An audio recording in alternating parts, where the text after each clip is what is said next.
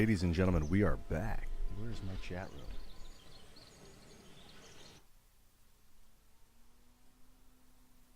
There it is.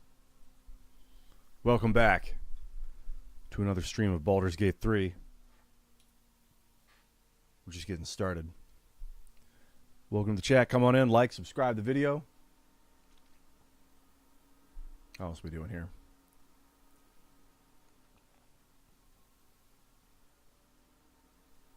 Let's just get it going.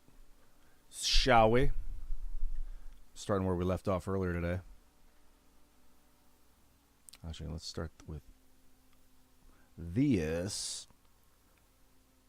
Have myself a little drink before we get rolling. Welcome, everyone. Welcome to the hot action known as Crossland Streams. We're going to be playing Baldur's Gate 3. Hello. Hey, Bryce. Hello there, Stinky Scrublet. What happened, playa? Just be picking up where we left off. We were streaming earlier today. I finally started in on this Baldur's Gate 3 stream that I've been talking about for about feels like a decade. Oh, look how frizzy that hair is. It's funny. I can see it in the light. I can see it in the light. Normally I don't have a giant window of myself right here. Grid Therapy, hello. Actual Carl Marks, hello. Welcome in the chat. P. Diddy, is P. Diddy another Epstein? There'll never be another Epstein. There's an Epstein-sized hole in my heart where P. Diddy is right now. I don't know. P. Diddy, I just watched some video about him doing some, like, raping some dude in a hotel room. I don't know if it was real or not, but it was, like, recorded by his bodyguard. I don't know if Epstein was known for, like, violent rape. I don't know. Was he? Or it was just a bunch of underage girls, and it was always, like, non-violent, but, you know, when they're underage, they can't consent. I don't know how that goes. I guess we'll find out in the coming days, weeks, months, and years. No podcast tonight on Timcast IRL. The announcement was made that Tim was taking the night off. That is true. Oh, did P. Diddy get famous people on camera? That I don't know. I really don't know. Crazy story, man. Only time will tell, I suppose. Just over here pulling up all the data. So I got this saved. I got that saved. I got this saved. And what else we got over here? So I want to say a special hello and shout out to everyone in the chat. Please like the video, subscribe to the channel. Follow me on X, on YouTube, and on Twitch. Oh my God. Whoa, speaking of Twitch, there it was. There it went. Pull down some windows. Boot up the game and take a look at this shit. Baldur's Gate 3. This game is so freaking awesome. Yeah, I really like Baldur's Gate, man. I'm not going to lie. I'm a huge Dungeons & Dragons fan. I've been playing it for 17 years, off and on. I'm really glad that Baldur's Gate is getting the attention and popularity that it deserves. I think, in my opinion, I've been playing since the original Baldur's Gate. Huge Baldur's Gate fan, 1 fan. Massive Baldur's Gate 2 fan. And that, happy to see Larian Games pick up Baldur's Gate 3. It's really incredible, man. Oh yeah, I got a new set. So thanks for everybody that hasn't seen it yet. This is my new setup. An excellent camera here. This is a Canon X. Let me get the type of that camera really quick. In case anyone wants to know, it's the XF400 camera. Getting in a better position. Also, the set, looking wired and wicked as always. Got a couple of crystal balls back there, up there. So enjoy the ambiance. Got my guitar in the background too. Well lit, loving it. So thank you to everybody for coming. Level 99, dude. Much love from California. Brandon Rice in the chat. Sifrit, thank you for the compliment. I do love this set. Let me do a few things here just to triple check that my chat is going to stay up. I'm anticipating the YouTube chat, of course, falling out of my Twitch, of my stream here, so I'm going to pull up a copy of it just in case it ceases. It usually tends to cease about 10 minutes into the stream.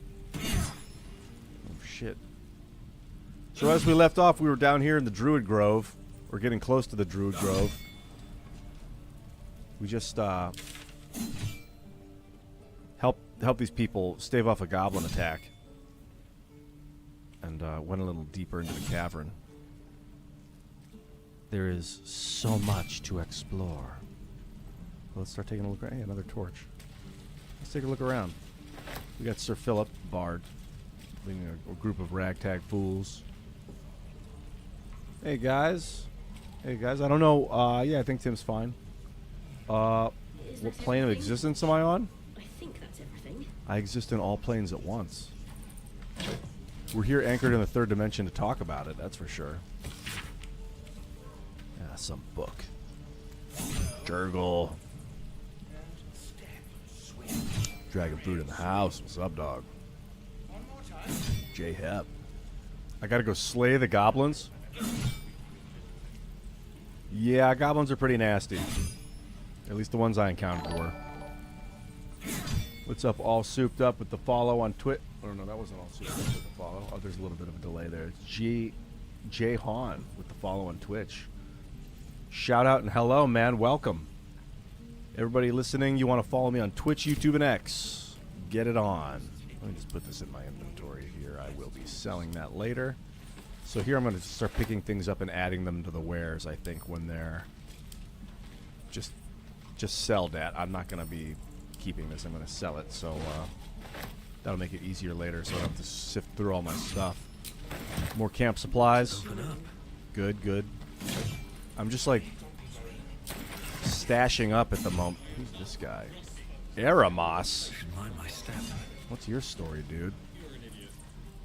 Goblins, druids. This grove is a death trap. Really? Grab what you can and get out. That's my advice. It's a little self-serving of you, don't you think? I mean, I'm not going to steal people's stuff. Jeez. What's in here? Oh, it's some sort of prison. You ain't gonna shoot me. Your hands are shaking. What's the Put problem? it down. She can't fight back. That's the point. Get out of the way. She didn't kill your brother, Arca. You're better than this. Shoot before you lose your nerve, Tieflin. If you ever had it to begin with.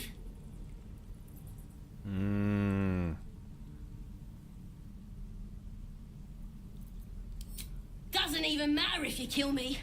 I'm chosen by the absolute I am. I'm blessed. Here it comes, you little beast.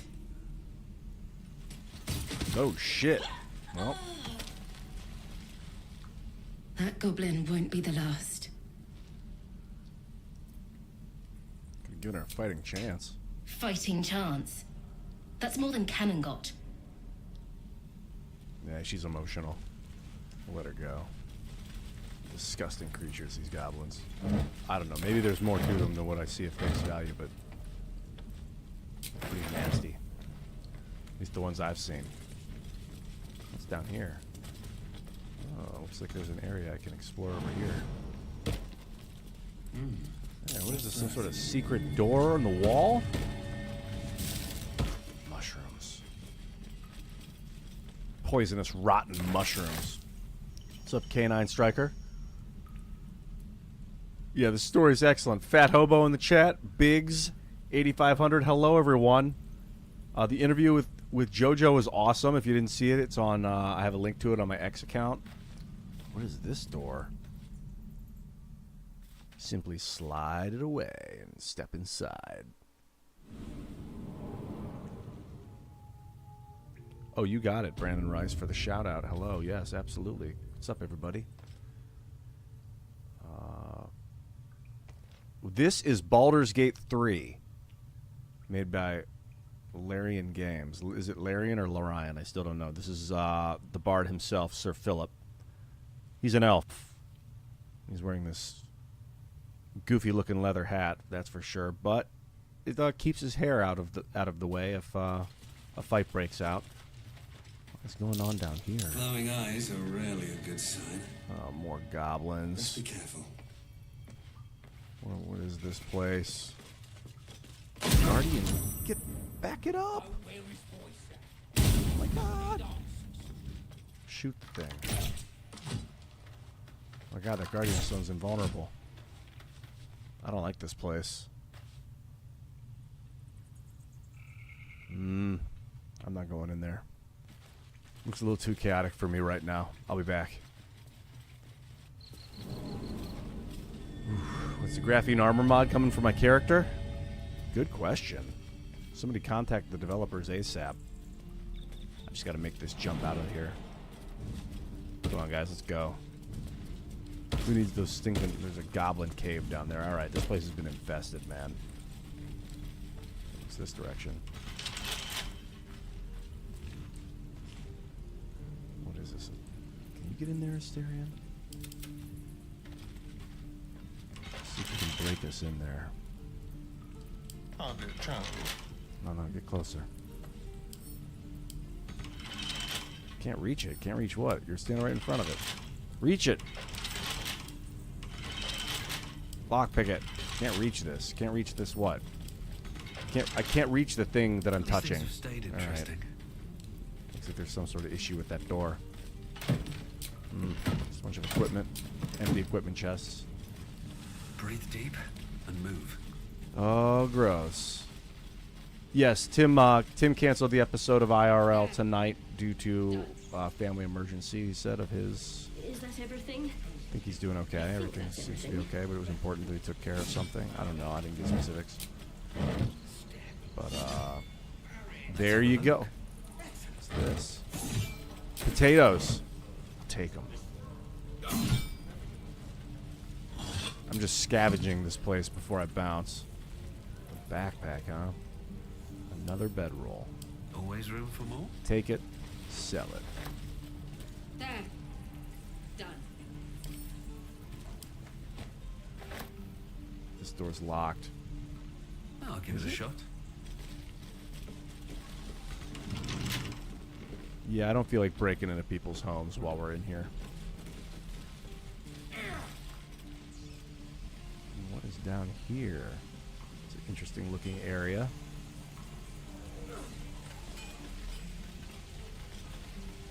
Memnos. Done. Hello there, Memnos. Talk about graphene. What to bring? Please, leave us be. If you want to This join me isn't on a good voice time. sometime, you got to join our Let's Discord. hit the road, Memnos. I'm sick of this place. Soon. What's the problem? Oh, they're getting ready to leave. Yeah, we chat on Discord from time to time. If you type !Discord in the chat, it'll pop up a link to the Discord. Also, we do subscriber chat, so you can subscribe on YouTube and or Twitch, and that'll give you access to our Discord,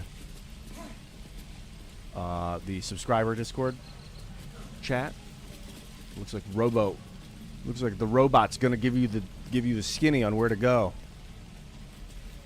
Robo chat. Who's this guy? Is this a merchant? Oh, he got all sorts of shit up in here. Hello, sir. Speak up. Thanks for fighting off those goblins. My pleasure. If you need to replace any gear, just ask. My selection's pretty slim. Yeah. I had to leave most of my equipment in Elturel. Where's El Turiel?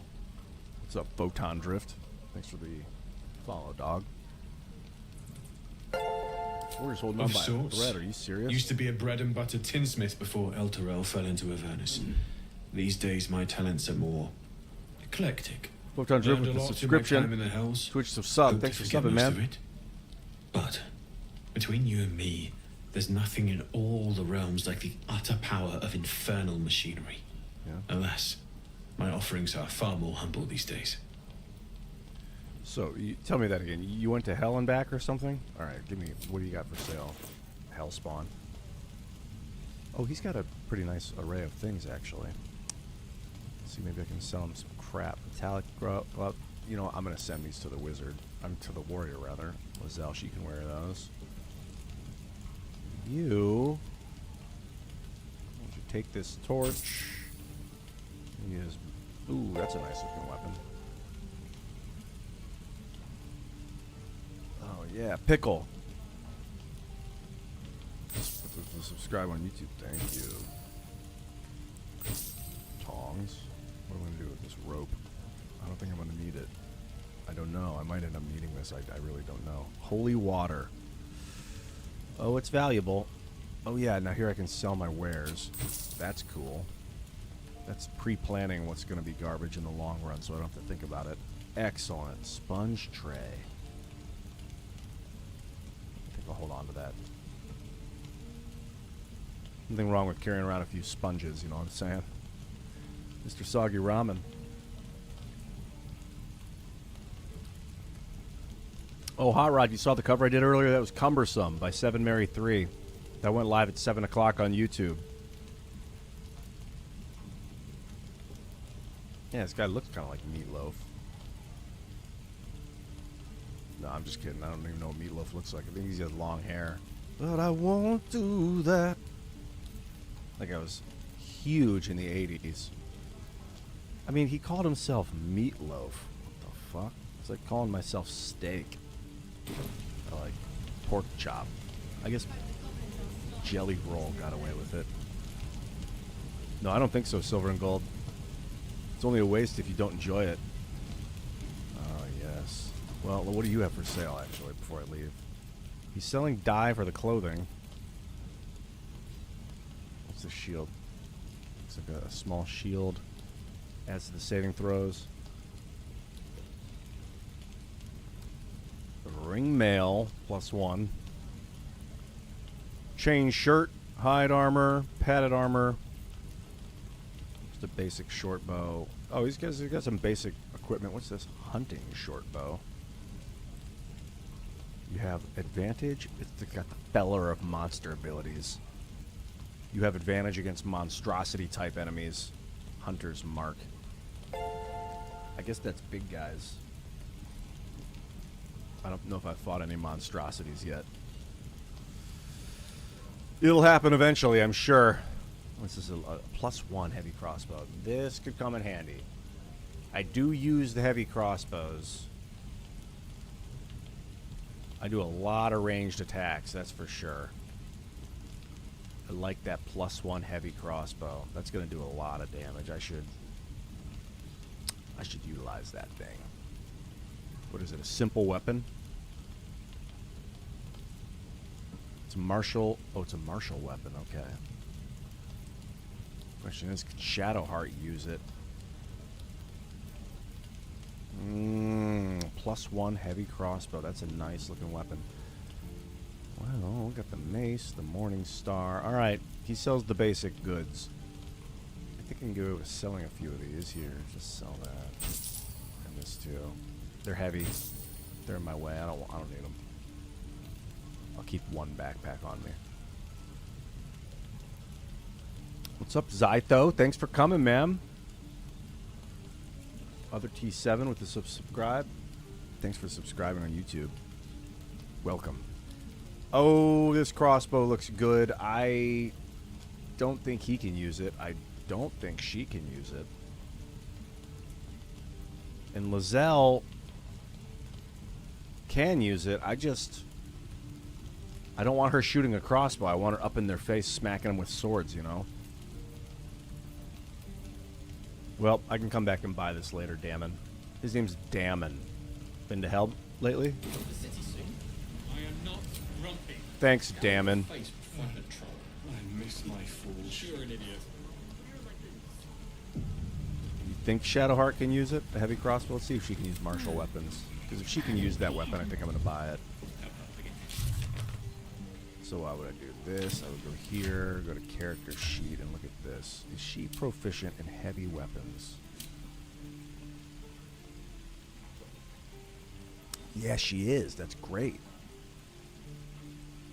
Wait a minute. No, that's flails. Martial weapons, whereas Lizelle... Martial prodigy. This is pretty cool. Opportunity attacks, I love. Left and right left strength give you armor proficiency with light and medium armor, as well as proficiency with the short sword, long sword, and great sword. Right, you'll be. When you roll a 1 or 2 down. That's so good. That's so good. With a two-handed melee weapon. Oh, she's two-handed for life. That's good to know. Proficient with the following armors: light, medium, simple weapons, light crossbows, hand axe, dagger. I don't see heavy crossbow in here. I don't know why they're telling me she doesn't know how to play musical instruments. Like, why would you just not have it on there? That's very strange. Or maybe it's because I have her equipped. No.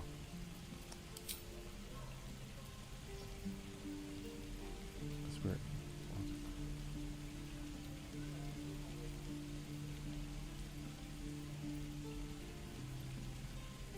The long bow. It's tempting. Yeah, I just got a new laptop today. I did. Yeah, it's right here, actually. I haven't unboxed it yet. Check this out.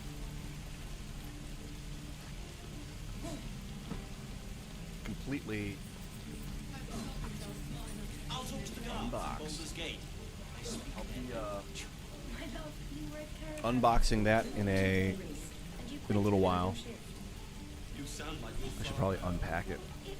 Here, let's take a look at it. All right. Little interlude before I get too deep into.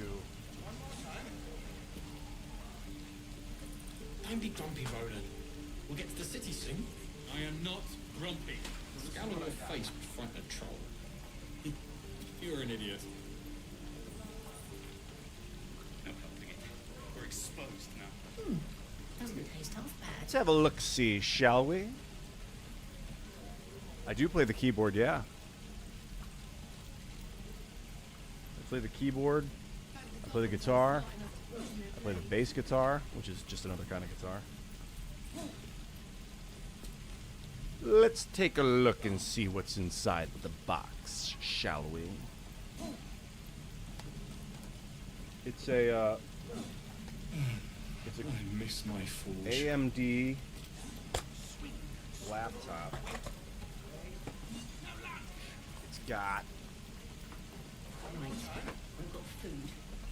It's got a GeForce 4070 graphics card inside here with 32 gigs of RAM. So I'll be able to stream on the road. I think I'll be able to play games like Baldur's Gate. Or a baker. Okay. Depends. Or a butcher. How many people are dumb enough to ask? What I do for bloody True.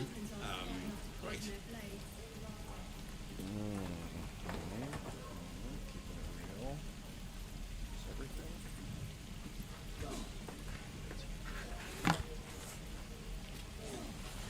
Yeah. All right. Big box set. Oh, here we go. I was wondering if there was more. Okay. The basic shit's out of the way. Now I'm just looking at this, which is probably like cordage. Cordage for the thing.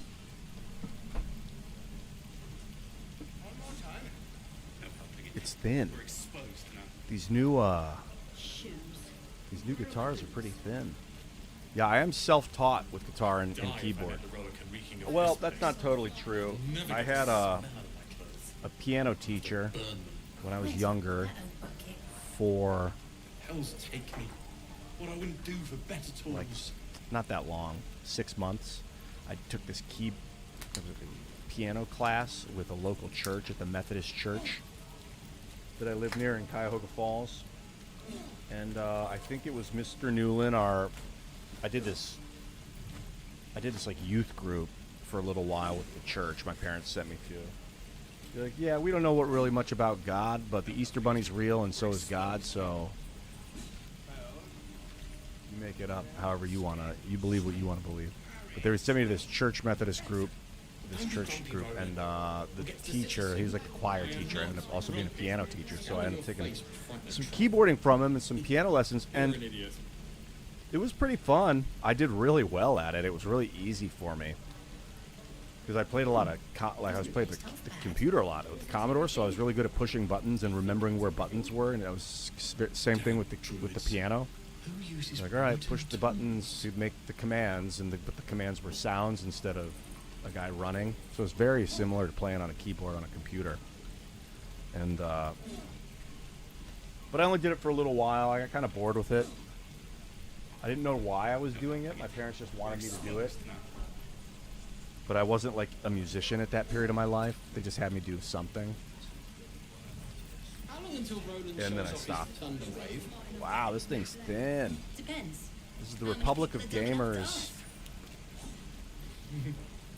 True. Let me. They're chatting in Baldur's Gate. Let me quiet them down for a moment. There we go.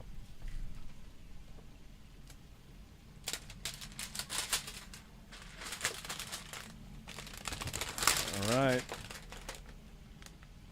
Ah, smells like plastic.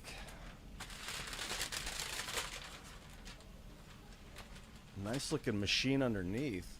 Look at all the air, room for the air to blow out. That's cool. Wow, this thing is thin. I did not expect a super thin machine. It's lightweight too. All right, let's take a look at this. Plastic be gone. There might be stuff in here. Looks like there's a warranty package that comes in the box. The G Series gaming notebook, PC. From HDMI. Does HDMI make computers now? That HDMI was just a cord type. Alright. This thing's, this box has served its purpose. Out of the way, box. Get out. Oh, where do I put all the things? Let's pop this baby open. Where's the keyboard? I'm just kidding. It's under here. What if I was like, they sent me one without a fucking keyboard. I gotta send it back. I'm so mad. No, I'm just kidding. They sent me this is a beautiful looking computer. It's the AMD Ryzen AI 9X. I was told over and over that it was very important I didn't get the Pentium not the Pentium, I guess it's the Intel i9.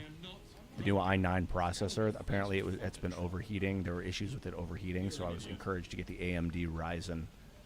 And so I did. I got this through Best Buy, actually.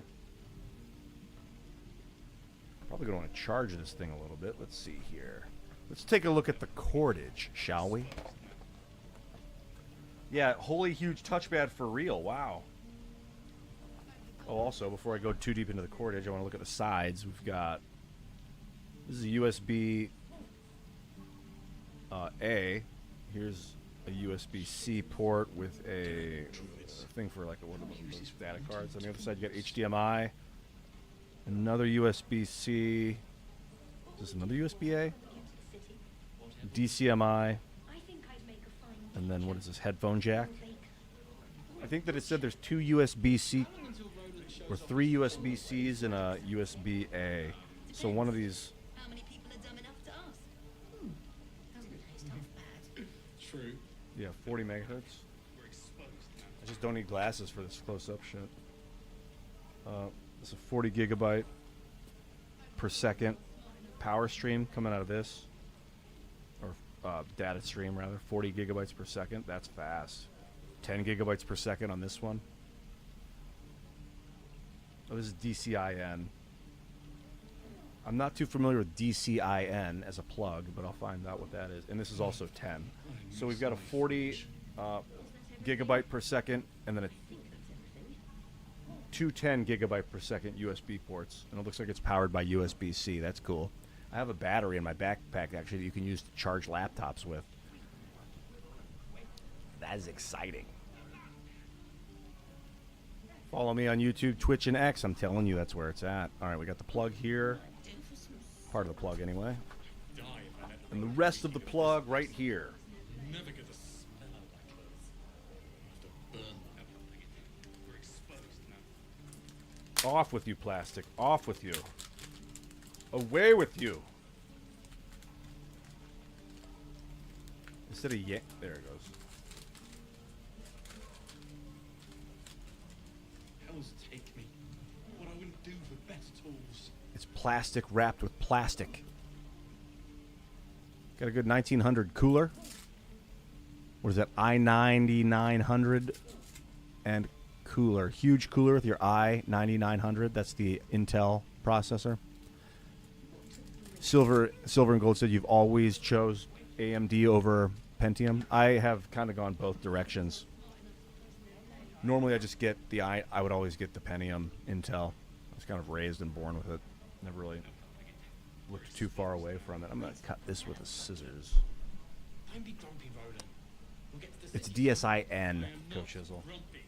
Scowl on your face, frightened troll. You're an idiot. I think it's DSIN. Yeah. I'm sorry, DCIN. DCIN. Druids.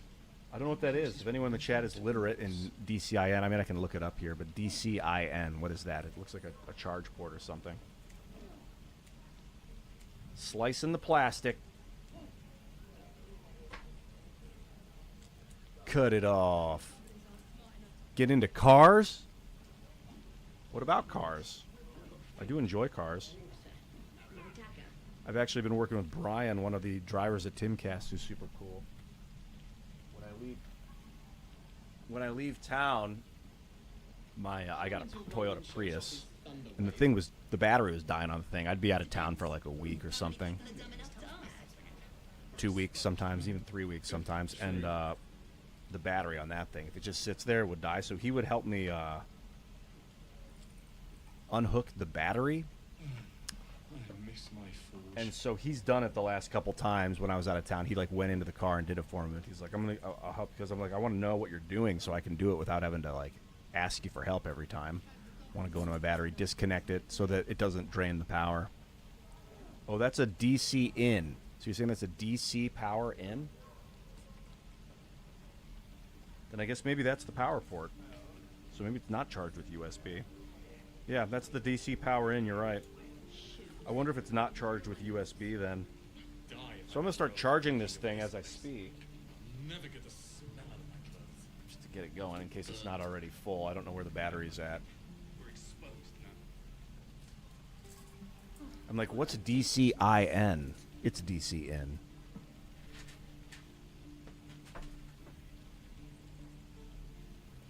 Taking a plastic head off of this thing. Now I'm going to plug it in.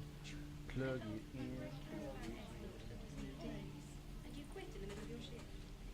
It's in. Hell's take me. What I wouldn't do for better tools. Now to go with the DC in. We're in. Ladies and gentlemen, we are in. Don't be grumpy, Roland. Power it on. We'll get to the city soon. Wow, look at that resolution, man. Scowl on your Can you face, see it? frightened Of course you troll. can. You're an idiot.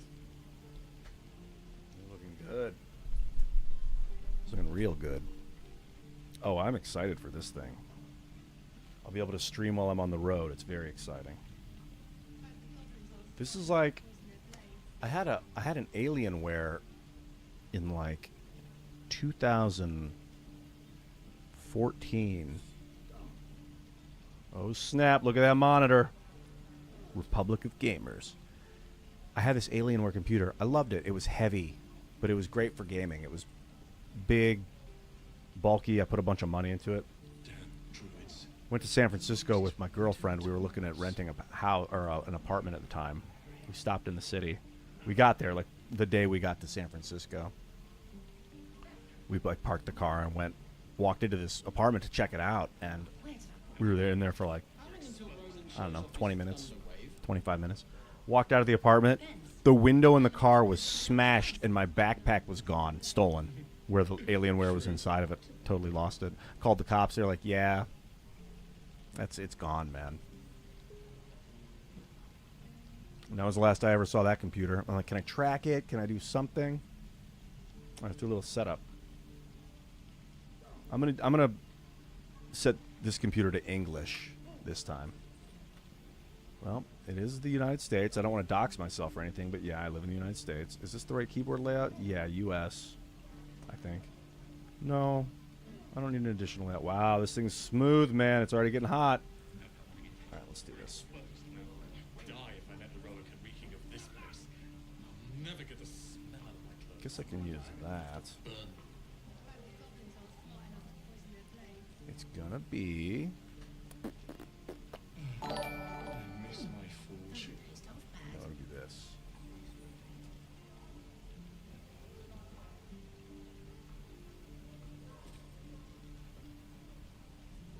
Low jack? Is low jack where you it tracks your computer's location? This is it, Randizzle. It's a Republic of Gamers. Right, we're exposed now. Don't be grumpy, What's up, dude? We'll get to the city soon. What's up? What is that, Billy? Grumpy. Oh, it's Brawley. Brawley Danger. Hello there, sir. Hello. Welcome. Yeah, this thing's booting up as we speak. Let me just drink this Spindrift right over my computer. I'm like, I don't even want to joke about it. Oh my god, the thought of dripping anything on this thing is terrifying. It's incredible how thin the thing is. Oh, that's awesome. I love that. What I wouldn't do for better tools. It's got a fantastic monitor. I think it's running in 1440 is where the monitor's resolution is 1440.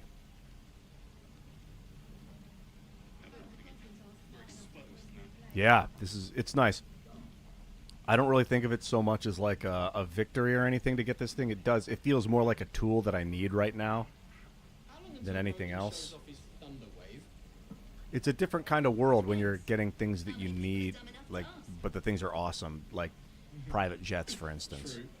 Like when you get your company to a point where it's like, well, we don't have time to fly there, but we got to get there because it's really good for us, but we don't have time, and it's really expensive. We'll just take the private jet because it's a little more expensive, but it's quicker. You're like, wow, we didn't need. I mean, that thing enhanced our ability to work, but then it's also turns out to be sort of luxurious, you know. Damn druids. Who uses wooden tools? Let's call this.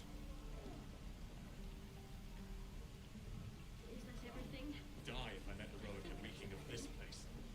I'll never get the smell out of my clothes. I'll have to burn them.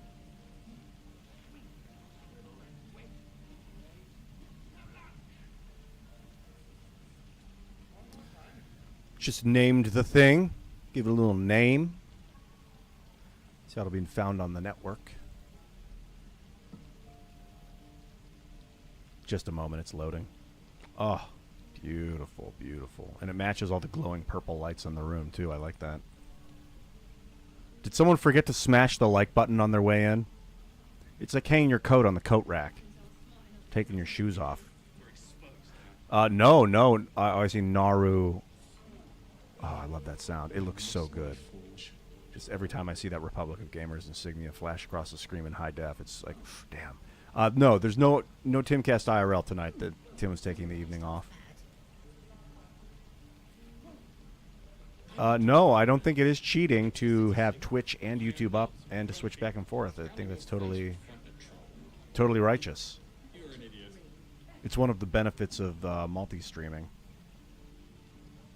Always, as a creator, you're proposed with the idea of like, should I multi-stream? Because if I can siphon everyone over to, oh, Philip Fisher hitting it hard. Look at this shit. Here's some coin for your laptop fun. Thank you for the gold, sir. I'll take your $9.99 worth of gold coins, What I wouldn't do for better tools. and I'll pocket them, and I'll utilize them for the greater good. Excellent. I am dual wielding. I've got a computer right here. I've got the. Ooh, I've got a lot of action going on right now. All right, the Windows is updating right now. It is Windows. It's running Windows. A lot of people were like, "Hey, get something without Windows." And I get it, but you know, all these things come preloaded with Windows 11. Everything's Windows compatible for the most part. Here, Seifert said Twitch ads are ridiculous nowadays. 8 ads in a row and 30-plus second ads. LOL. I'm going to have to swap to YouTube. LOL. Yeah, but that's why you got to subscribe on Twitch, become a Twitch subscriber, and you get no ads. That's like the big perk of the website is you get no ads. I know what you're talking about. Sometimes I'll go be watching a stream and all of a sudden a commercial pops up. Speaking of YoBeeve with the Prime subscription, if you've got Amazon Prime, you get a free subscription. Oh, that's my alarm. I was going to wake up at 9 o'clock. I took a little nap. I was up late last night. Was up till 2. Got up early this morning, like 6:30 in the morning. Worked all day. Streamed, did Baldur's Gate. Took a short nap. Back up to finish off the evening. And then rinse and repeat. Get up. Literally rinse tomorrow. And do it. Do it to it. Might even rinse later tonight. You know what I haven't done in a while is hit the sauna. That's been on my mind. A lot. Yeah, that's true. You can do premium YouTube to get rid of YouTube ads. But like I was saying earlier, it's like a... Oh, cool. It's in the process of downloading, so I have some time to chat. Like, do you multi-stream? Is there value to multi-streaming? I think there is. I like multi-streaming across platforms because it grows your presence on lots of different platforms.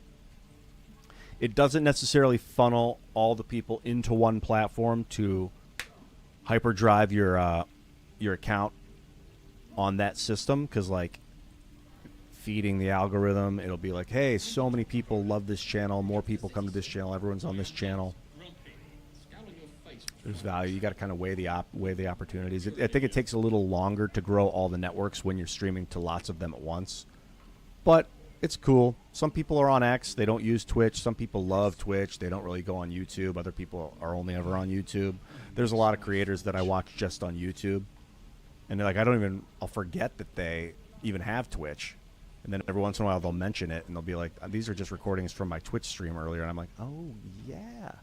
I started getting on Twitch like a month ago, watching Amaz, Ben's Backpack. I haven't actually watched Ben on there. Fan Hots. And then I started streaming on it. And once you start streaming on Twitch, you gain a whole new appreciation for the network. It is gamified. Like, YouTube is excellent structurally, but Twitch is gamified. Like, it's emojis, which I'll be uploading soon. I am a Twitch affiliate. Working my way towards Twitch partner.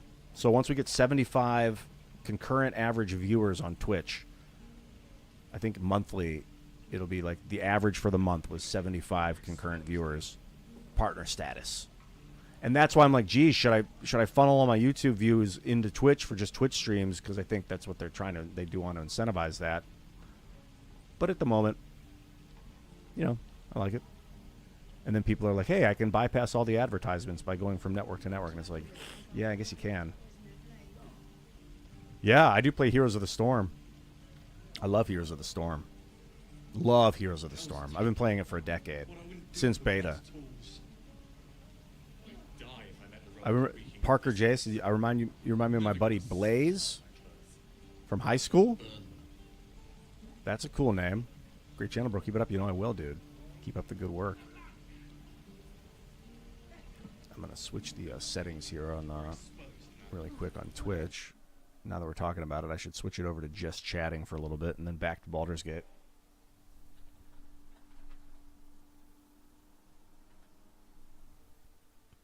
That way, if people are browsing and they see this channel that I'm playing Baldur's Gate, they're not going to pop over and see me just talking to the camera and be like, this isn't Baldur's Gate.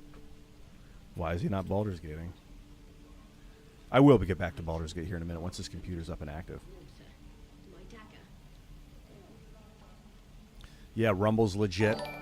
I haven't been streaming on Rumble lately, though. It doesn't really synergize with Streamlabs, which is this program I use to multi-stream. I can't read the Rumble chat in it. And it's sad. More than anything, it's sad because I think people were on Rumble watching and they were like talking to me and I wasn't responding at all. And they were like, well, why is he not even talking to me? And I was kind of sad about that. And I don't even know if they were doing Rumble rants. I didn't get no notifications that they were doing Rumble rants. But I can 100% get Twitch, YouTube, and X. on here, and I love that the Twitch follows bits like what we just got here. This is Jaws Munch 304, just with 110 bits. What was that? Can you give Beyond All Reason, a super cool game, a try? Beyond All Reason. Well, you know what I can do is pull it up and take a look at it and see what it is. All right, that's done too. And they sent me a lot of cardboard with this thing. I miss my forge. True. Let's take a look at this game, Beyond All Reason, that you're talking about. You've piqued my curiosity.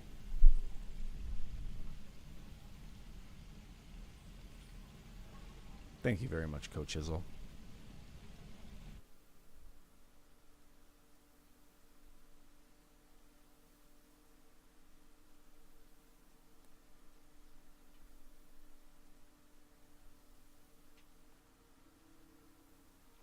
Oh, you're talking about are you talking about the debate between Stephen Bonnell and Alex Jones? I hope you're talking about that debate. I can't even call, it's hard to call it a debate. It got a little crazy. That was fun. That was with Zero Hedge. They invited me to come over there and check it out and do to moderate. Liam Cosgrove. So this is Beyond All Reason. This is a looks like a, what is this, a top-down isometric. Well, it looks kind of like StarCraft, but is it different than StarCraft? How's it play? A real-time strategy game. Oh, is it like an MMO RTS? Maybe not an MMO. But is it an MORTS? More, is it one of those Morts multiplayer online real-time strategy?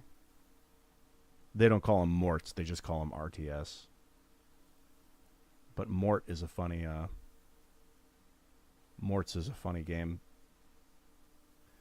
Man, this is just not my style of game, I'll be honest. This is like everything I want to avoid when I'm playing games like Heroes of the Storm. All this macroing. I used to play a lot of StarCraft. I mean, it looks kind of like Total War in a way. Like you've got to kind of predetermine your units' actions and then send them into combat, and like they can't just get in and get out. Like once you've committed them to an action, they're kind of like reliant on the rest of the actions falling into place, or they're caught out of position. I do like that aspect. I watch a lot of like Rome Total War gameplay footage with Apollo. If you ever watch Apollo, Knights of the Apollo, he's fantastic. He does a lot of Total War, Rome 2 Total War. And watching the battle tactics is great, like preparation, anticipation. It's got that paper, rock, scissors vibe, like if you send pikemen up against horses, whereas if you send like archers against pikemen, you just thrash them.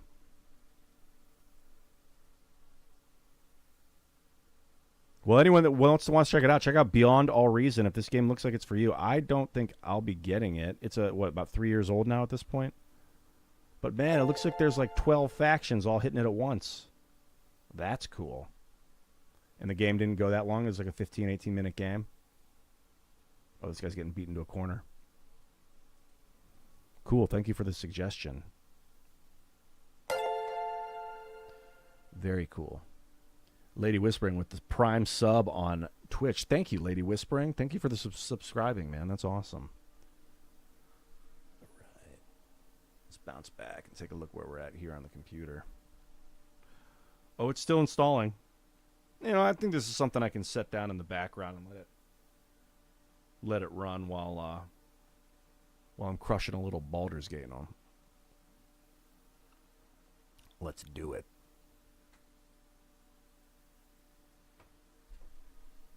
Yeah, that's it. Twitch TV / Ian Crossland. You can find me on all the networks at Ian Crossland.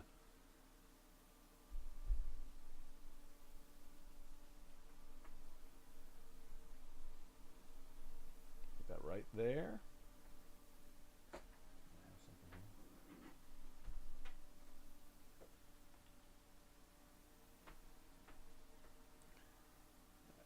It's charging and loading. Let's get back to business, shall we? Have I seen Universe Sandbox? That name sounds familiar. Maybe. Let me take a look. Yeah, I think this thing's doing a little preparation and installation as we speak. Yeah, I think I have seen Universe Sandbox. Looks like there's 3 of them. Universe Sandbox 3. I've definitely seen this game before. Let's just go with 3. The most recent one.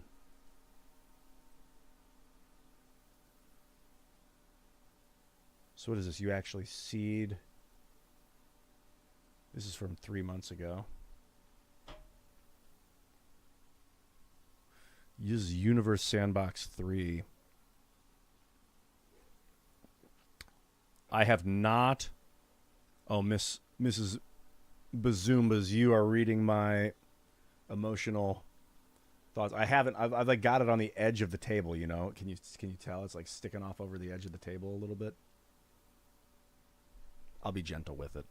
I just needed a spot for it to download some goods without it being in the way. And this table behind me is kind of out of the picture. I mean, it's literally in the picture. It's just nowhere flat to set it. I don't want to put it on my keyboard. So Universe Sandbox. So what, you build planets. You can change the temperature. You can change the parameters of a planet. And then what? See if it becomes habitable or uninhabitable. See what happens to the planet if you change the temperature, the chemical components, the oxygen content, the sulfur.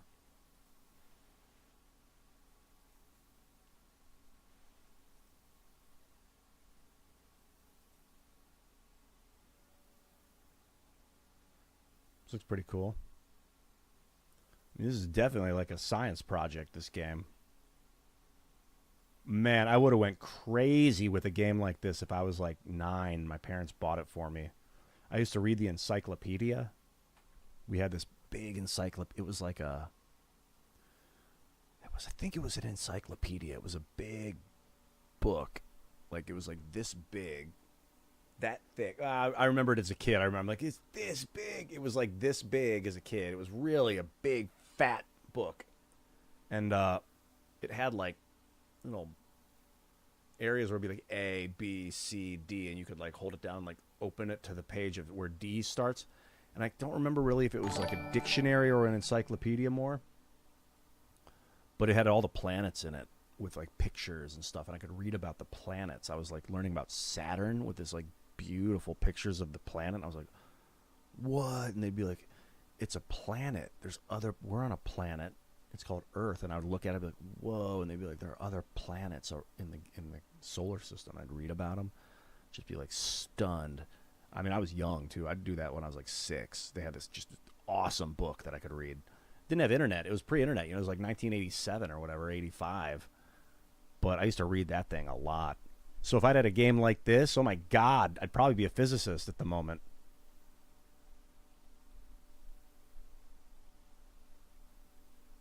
But instead, I'm just a musician. Damn. Wow, could you imagine teaching a kid about planetoid habitability with a game like this? How exciting that would be. How excited they'd be to help terraform Mars. I mean, that's what... Ooh, speaking of Mars, is that what this is? No, it doesn't look like Mars.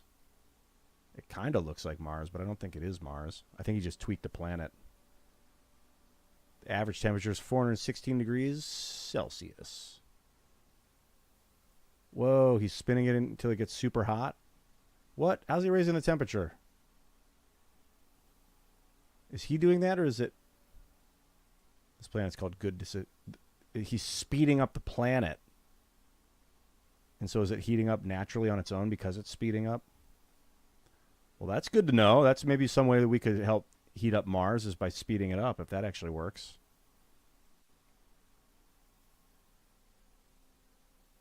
That's pretty cool, man. His planet of good decisions seems to be spinning and spinning. I don't have the audio on, so I don't really know what he's doing exactly, but that's pretty cool. Yeah, thanks for pointing this game out. It looked pretty cool.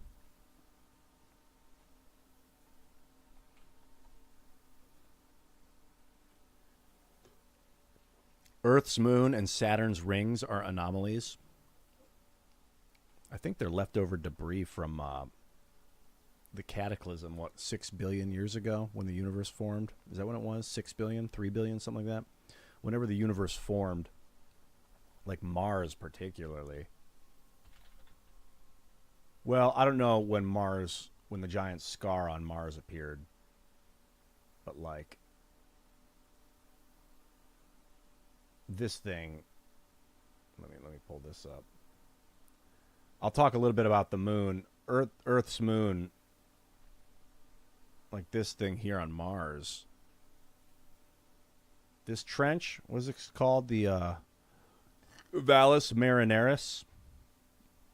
It's like 1,800 kilometers deep. It's a great scar across the surface of the planet. Man, when you go in and you look at topographical maps of Mars, which you should do if you're interested in this kind of thing, there's ancient rivers all over this planet, like dried up riverbeds. This planet was flowing before it got hit. I think what happened is it got just slammed by something here. Ripped across the planet, tore it open. All this magma and iron just spat out of the inside of the mantle here and just fired up into the Martian atmosphere. Caused a global firestorm. Dehydrated the surface. Ended up blocking out the sun. Everything got super cold. All the water that survived froze. Like the water that was lower.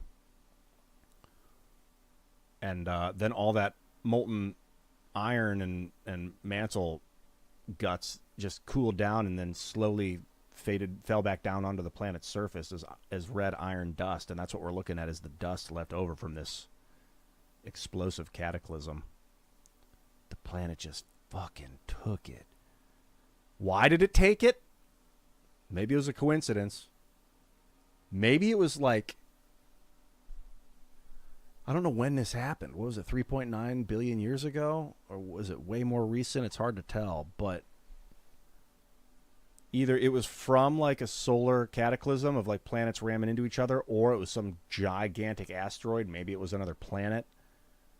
I don't know when it was. I wish I knew more. But as for Earth's moon, there's a theory about it. It's that when the solar system formed, it was, no one knows exactly how it formed. They just know that all at once, historically, it seems to have formed, and that what it was either a binary star collision or this experience called a Z-pinch. I don't know. This is what I was hypothesizing. There's this phenomenon called Z-pinch in physics where the Z-pinch is a type of plasma confinement system. It uses electrical current in the plasma to generate a magnetic field that compresses it. So you've got a current that creates a magnetic field, then the magnetic field starts to compress the current. The current gets so tight that then it just arcs out and like causes a gigantic explosive discharge. So that may have been the sun. The sun might have like experienced some sort of Z-pinch, and then it just discharged all this matter that then came tumbling around the solar system and became planets. Or, I mean, it could be a lot of things. These are just two of the things I'm thinking. Or there was a binary star collision, and what was left over was the sun and Saturn.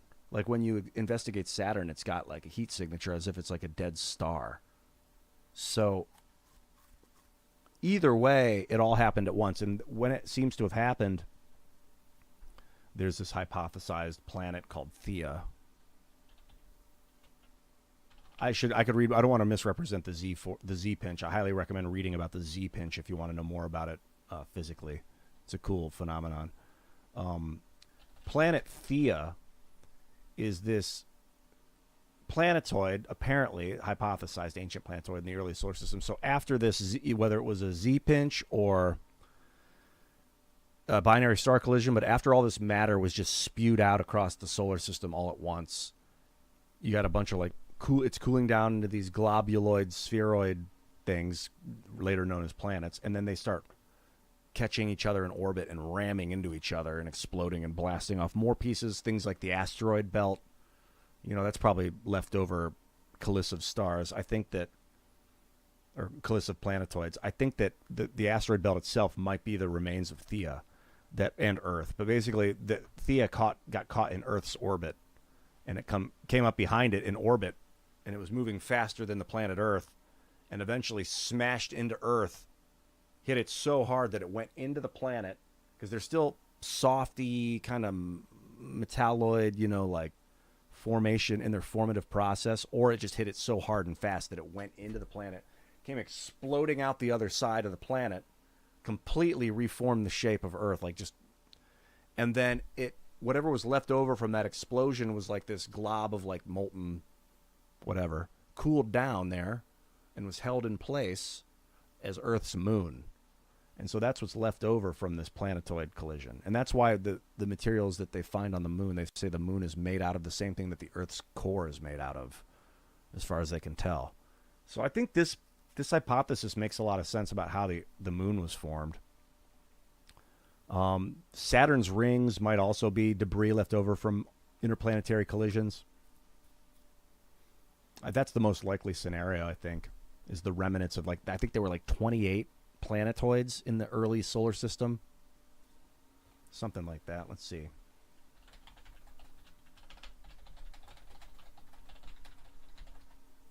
How many planets in the early solar system? Oh, they think commonly accepted theory is that there were initially around 100 terrestrial planets. Smaller. Smashing into each other, collapsing into the 4 terrestrial planets, Mercury, Venus, Earth, and Mars. Yeah, they hit each other, they kind of go out, they hit more, they come back together, they smash into each other, they kind of meld together over and over and over again. We still got all these asteroid bits. The outer planets are more gaseous, which is interesting. But the moon being held where it's held is kind of makes it seems magnetic. I mean, the magnetic universe theory is really cool. The magnetic universe. How deep does it go? Our magnetic universe. I know the Thunderbolts project does a lot of research on the magnetic universe theory. Proposes that magnetic fields play a crucial role in shaping the structure and evolution of the universe. Theory is supported by various lines of evidence and research, including, galactic magnetic fields, primordial magnetism,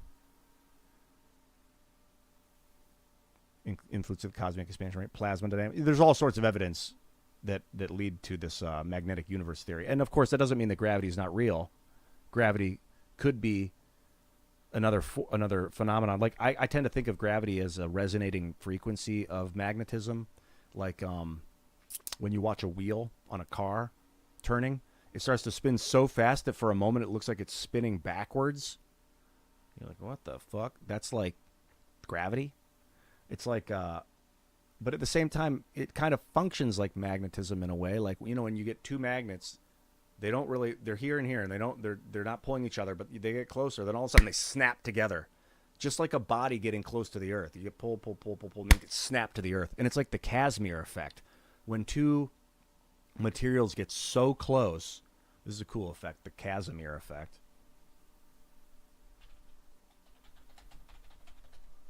That when two physical bodies get so close, they push all of the matter out from in between them. Oh, here, this is the camera I'm looking at. It's a new camera. I'm not using my other one. They push themselves so close together that they push all the matter out from in between. They create a vacuum between them, and then they snap together. And that's kind of like... Obviously, the human body isn't creating a vacuum in juxtaposition to the Earth that we can measure, but we might be displacing matter or some sort of force that is allowing for the snapping together that we call gravity. We're just so close to it that it's hard to measure it. We're in it, we're like within the substrate, so it can be a little challenging. But the way that the universe tends to be cyclical and fractal, it makes me think a lot about gravity being another layer of magnetism. And the idea of a unified field, a unified force is pretty cool. I've always liked that idea. But that's the thing. You can take a unified idea and look at it in 3 different ways. So like, yeah, maybe there is one force, but you can also see it in fourths. So like you see a fourth of it, you see gravity, you see the strong nuclear force, the weak nuclear force, and magnetism, and they're all part of this one force. But it just depends on how you want to look at it. That's kind of how I think of God too. Like obviously you could view it as one thing, but also as a group, a collective of things. The Casimir effect's really intricately woven into the theory of gravity. Without, I don't know if people, I talked a lot with Jeremy Riss, the alien scientist, about it, and he's been doing a lot more research on the Casimir effect. That was about 5 or 6 years ago, I think, that we did that. I went up to his studio. He has a music studio up in Rhode Island, and we played up there. It was really fun. Because Hendrik Casimir was the dude.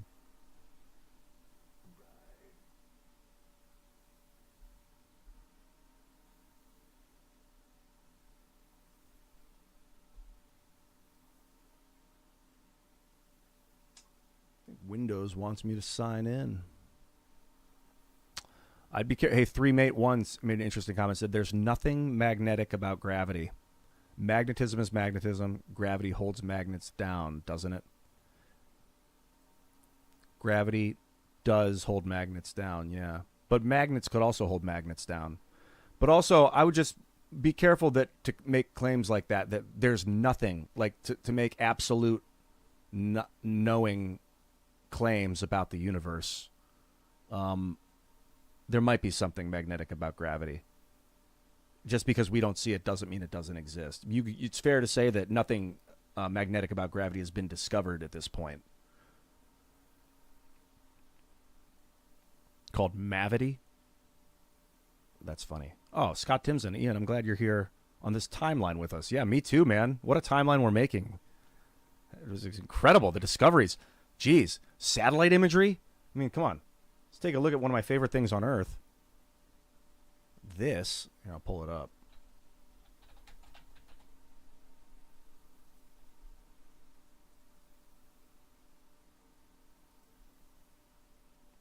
It's called this. This is the Riccat structure.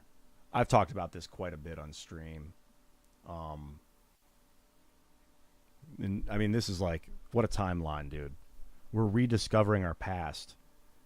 The Great Flood came and smeared all this freaking sand up onto Africa, smothering Atlantis in mud. They found this by satellite, the 3-ringed landmass with the ancient salt. This is all salt. This white stuff's salt. It looks like they carved out a dig to the ocean. I was showing this on stream the other night. Let me pull this up. So what I do is I go in here and I pull up a map of Atlantis and then a topographical map side by side so you can see the relativity. Because looking at this image over here is one thing, but looking at it through a topographical map is a whole other experience.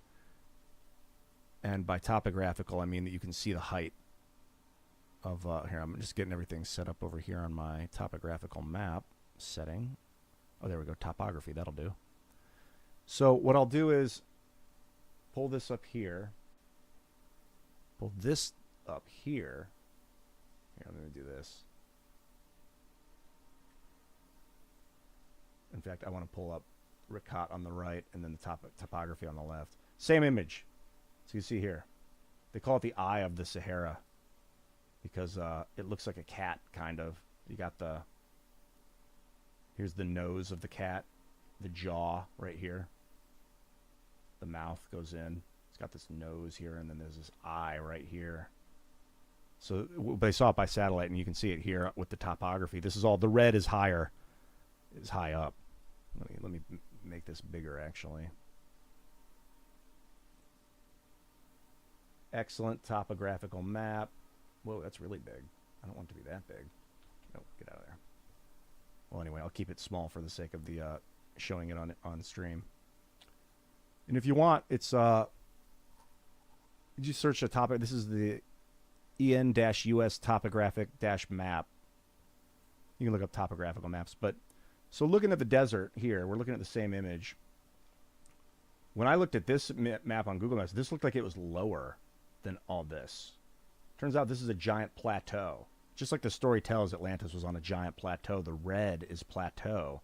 This was all water before the flood. This was all below the surface. All this green was underwater. This is a giant salt basin where when the global flood came smashing into the Western Sahara, it deposited all this salt right here. Actually, you can see it on the map. It's like a salt basin, very low. This is like the bottom of the pound. And then it came in. The water, really, you can see the differential right here. The ocean came in from below. You see ancient riverways here. There were rivers and all these things here. The water, like,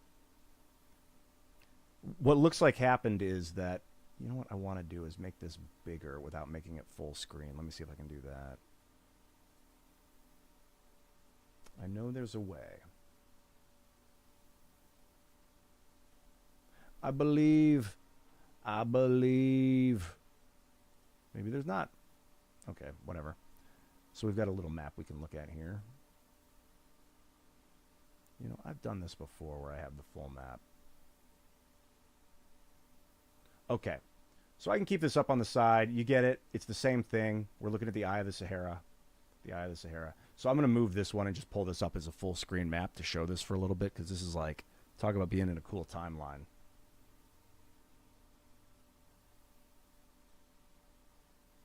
Full screen me, baby. We're looking here at the Eye of the Sahara. This is what seems to be the aftermath of the flood 12,800 years ago. Came crushing into Western Sahara. All this stuff was below water.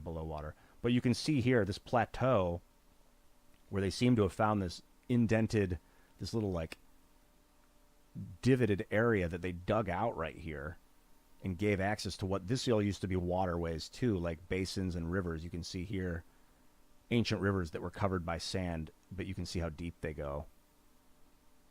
Looks like, I don't know what this is here, but this is a ridge, like an ancient ridge that's covered by sand now. I don't know if this is man-made, if they built this. I'm trying to fathom, like, so this is all like just, this got crushed. But the plateau itself protected Atlantis from being covered. A lot of stuff was covered down here. We don't know what's under it at the moment because it's all covered with sand. This plateau, when the sands and the waters came flowing in, they got pushed around the plateau, and Atlantis itself was spared, the capital. Although historically we're told it was covered with mud. So it was still smeared and just decimated. It seems to have been relatively spared, at least to the point where we can see it by satellite. I wonder if they went down. So this whole civilization, they lived on the plateau, the Atlanteans. This was their, you can see all these ancient riverways. According to the stories, these were a lot of ancient farms, and the rivers would come from up on top of the mountain, the plateau here, and drain down into the waters below. I look over here. This giant waterway right here was utilized, and here this looks like it was probably man-made as well. That they dug this part out and created like a miniature little fortress area with waterways to protect them.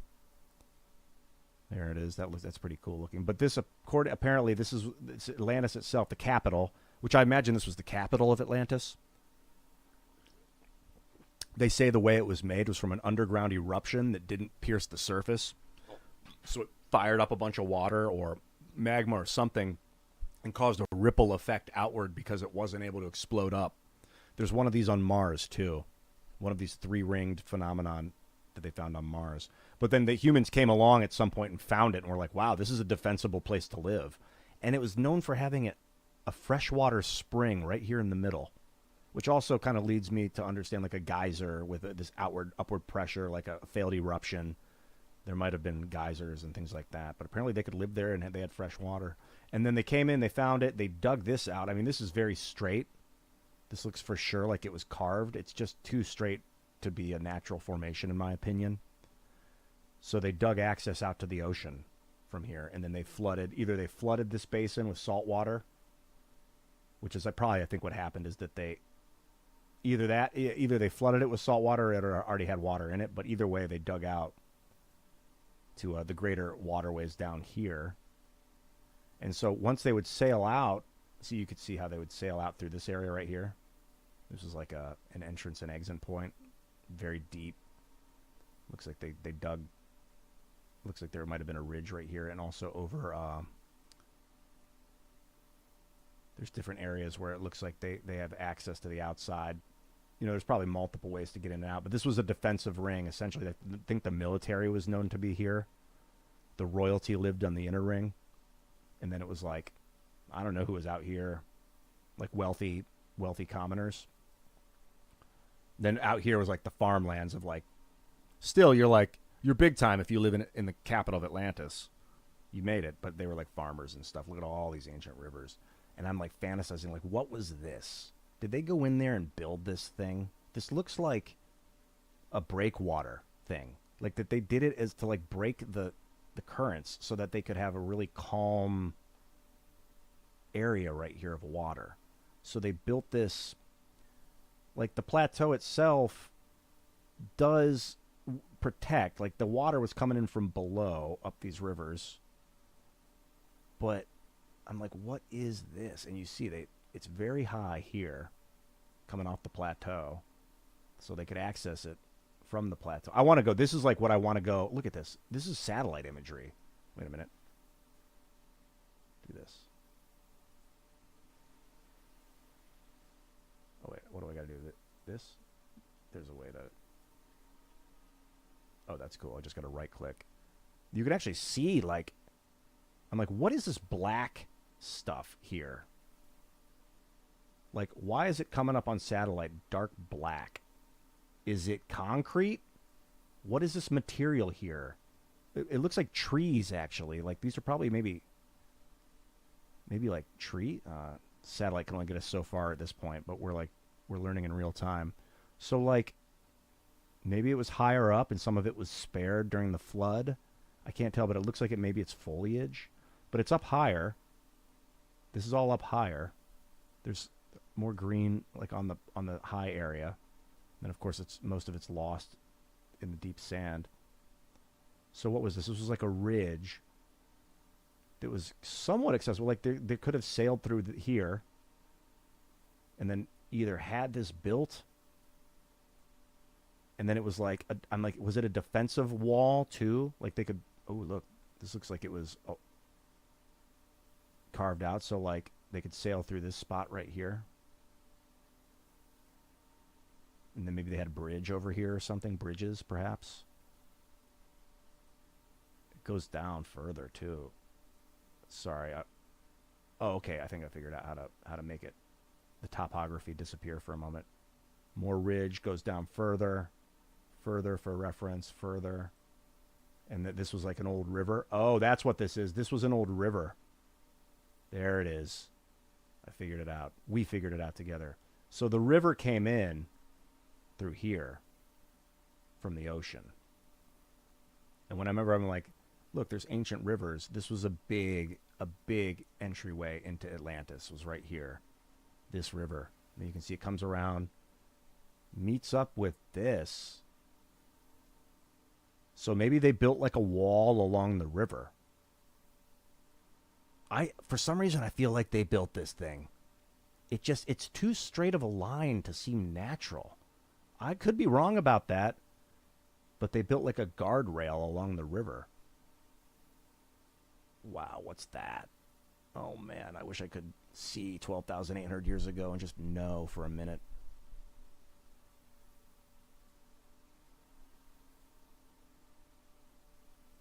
One day I'm going to figure out what this is constructed of. If this is the same material as the rock around here, if they imported rock to like build large walls, who knows? So this is one of the coolest things about Atlantis that I've figured out so far. So all this is up high, and all this was like water down below. Look at all this salt. Just crashing waves into the giant plateau of Atlantis up above. Hello, Andrew. I am doing extremely well. We're looking into Atlantis at the moment. Talking about this amazing timeline where we're gifted with satellite imagery to be able to look at this stuff. So as I was saying, lowlands, likely water with rivers, intake rivers leading up into the area of Atlantis here. Really getting up onto the plateau was a big challenge. So how did they do it? I'm constantly thinking about it. Waterways. Looks like they might have dug. So for reference, you got the capital right here. The water. People sail in. They come in around down the coast. They come to this point here, which is probably a gigantic harbor of some sort. With these mountains where I imagine this was like wealthy people lived here. Up on these super high mountain things overlooking the water below. These things. And they have like their own rivers that are still blocked off to the areas below. Like there was these deep waters here that could have been, I think these are old rivers intakes, but then like they didn't go out to the ocean. They were, maybe here's a waterfall that went down below. Looks like it was like they were lakes almost. Like they had these like mountains with inland lakes. This would have been a very nice area to live, I think. Very high up, very defensible. So they sail in from the ocean. Looks like this was a man-made river. Like it was a river, but that they came in and carved the walls of the mountains, like dug it out to make it like really, really good to sail large boats down in. And this is how they would bring most of the gigantic cargo from the north, from like, you know, the Mediterranean and things would come in and around and come down here in through this channel here. Just this was probably a super, if we want to do excavation, we should do it here, right in this area. I bet there's a lot of stuff traffic wise can be found here. So they travel in on a boat. They come down. They have all these different exit paths they can take. They can sail here. These rivers, though, are draining down from up above. So they've got waterways feeding into this from up above. They'll probably sail down. They probably sailed things down to the ocean this way. Here, they could do the same thing, bring it in. These waters, transport them down. I don't know what these are yet. I've looked at these little mountains. Who knows? Here's another one of those things. This is the first time I've seen that. Looks like another defensive little outpost town. They probably had little towns and they dug out moats around them. Made them near impossible to conquer by foot. One of the things that gets me, though, is this... I'm going to spot... Oh, here's another one of those mountains. The topography is where it comes in really handy. White is the highest point. That's a really high mountain. I think, so you're looking at the plateau. Really the plateau is where it's red and where it's white. All this super high up structure. They come in from below, and I'm like, how did they get up to the plateau anyway? Like, I can see how they get down, taking the waterways down, and then I found this right here. This long line. So they come in here. They take this river. They maneuver up this river here to this spot, which looks like a small basin or a lake. And from here, it looks like they dug a channel up to the tip. So this river came down and then wraps around and then meets back up down here. But they dug a straight path up. This is a carving. This is not a natural water line. Looks absolutely like a human carving right here. They dug this pathway to the river to meet up with the river here. This would be a great place to excavate too. Right here, where this ancient river curves west, and this carving, this path carving. Damn, one day I'm going to get better resolution where I can zoom way in on this stuff, where the path meets the river. And then they just go up the mountain. I mean, the river's coming down the mountain, but I think what they did is they built pulleys and ropes, like a trolley system, where they could attach your cart to ropes, and they would pull you up the mountain, up this path. There's a river flowing down for resupply. There were probably like houses and things along there, like bunks and things like that or whatever. But I'm trying to imagine. Look, it's a straight path looking carving. Like they dug this out, and this is all going up. Now we're getting up into the plateau itself. Like we came from down in the ocean, and this is like the tip of the plateau right here. I'll zoom way out for reference. This is it. This is like the highest point of the tip of the nose of the plateau. So they take this line, they take this path up to the tip right here. And what is going on right here? We got to excavate this area too. This is like right where the path meets the plateau. Right here. They dig it. And then once it gets to the plateau, you can see there's still like an ancient road. Like right here. Pull back. But you can see it's like they kept going. It kept going like this. There's some sort of ancient roadway right here. Once you get to the top of the plateau, they're like, welcome to Atlantis. Sign here. And then they let them onto the plateau. And that's how you get to the top. And once you're up there, you're up there.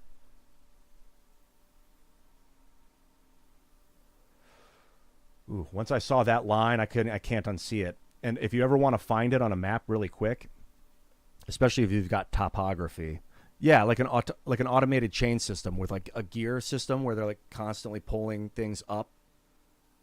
That would be super cool.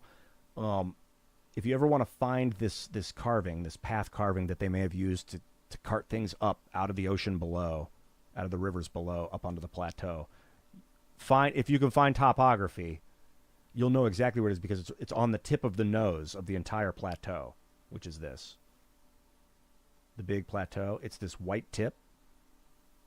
The tip of the plateau. It just goes up to the tip of the plateau right here. So you'll always be able to find this ancient path. The pathway to Atlantis. I guess it makes me really excited. I've got a screenplay that I've been working on about Atlantis, the Lost City. What is this? Another defensive wall.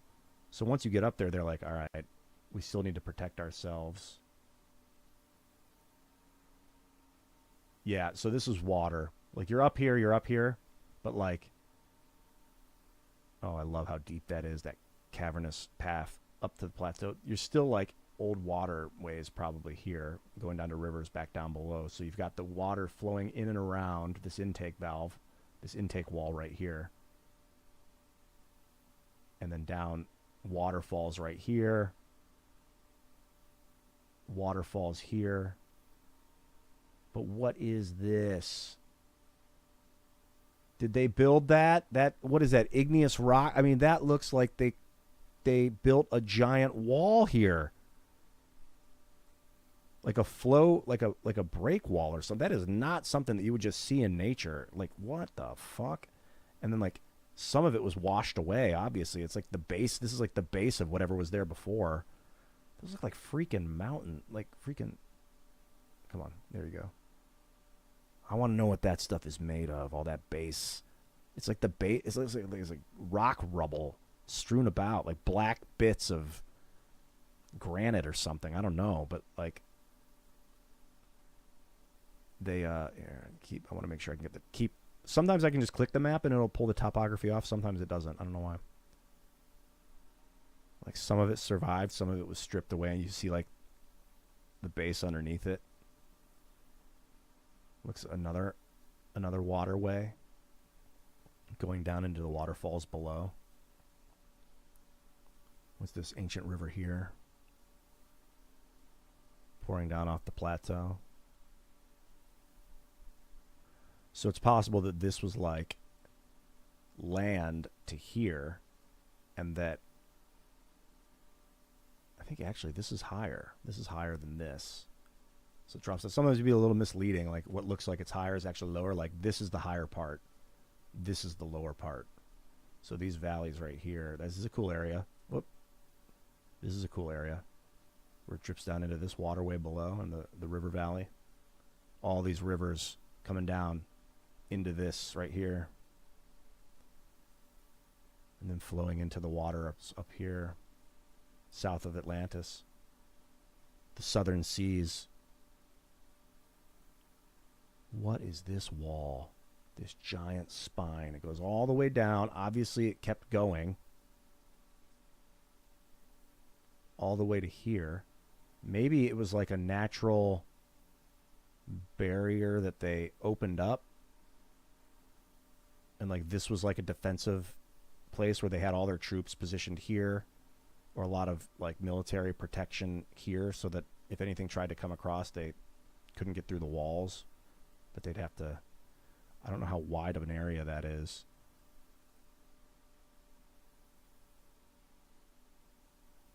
Like it just doesn't look natural, man. It looks like this was like built. I don't know. It's possible that that's a natural phenomenon, but I think it's that dark black stuff again. Whatever it is, I mean, it could just be trees. Yeah, look at that. The dunes, the sand dunes falling off of the ridge here.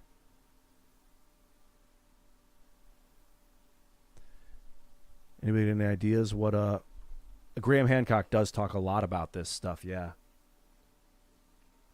Yo, what's up, everybody, and thank you for coming. Hello, Sky, Dust in the Wind, Isa, Ayez. What's up, dudes? Like this video, share it with your friends, subscribe to the channel. Follow me on Twitch, YouTube, and X, because we are going deep tonight. Look at this shit. Ooh, that's a nice defensive port right here. Look at this wall. Huge overlook over the waters below.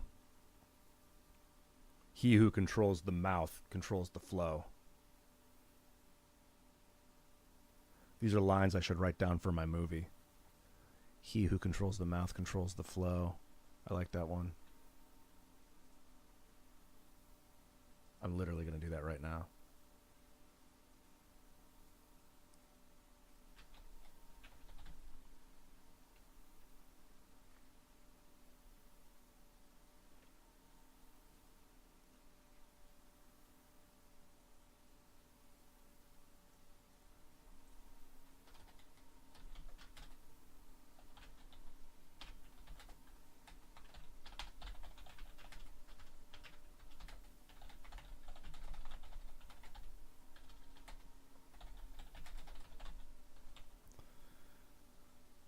Man, there's just...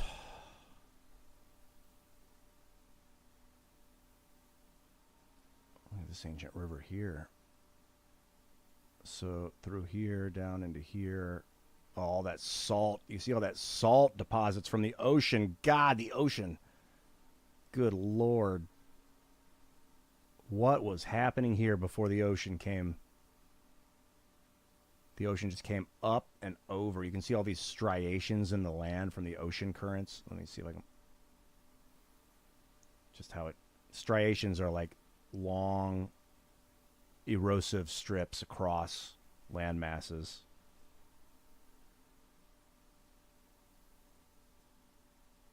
This was like a... This is higher? What the heck? Why is that higher, actually?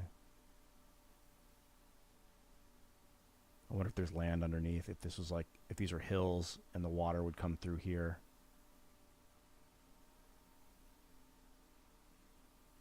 That's possible, that this was actually a sandbar, like lowlands of actual walkable terrain that the water went through.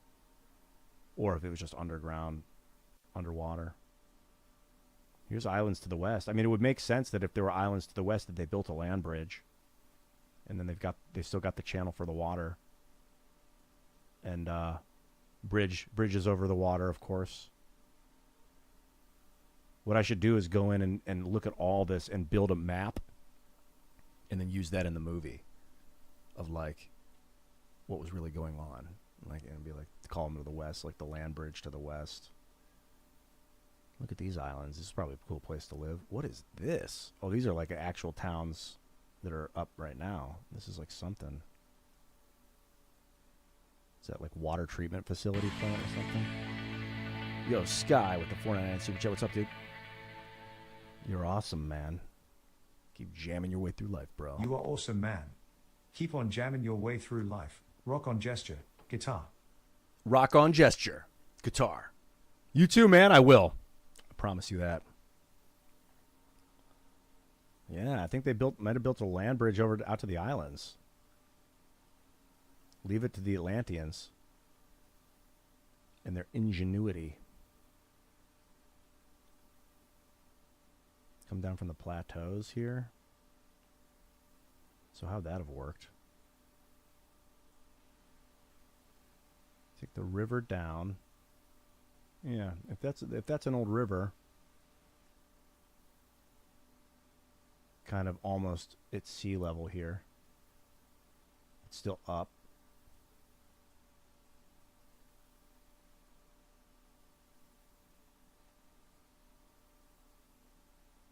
And what's that?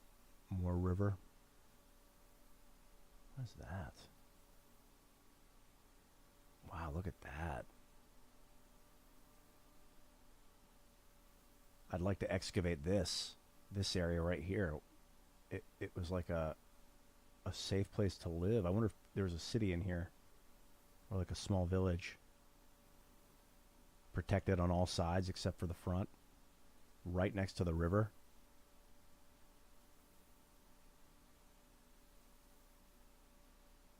That would be a wonderful place to have a community, and it's right at the base of the plateau too.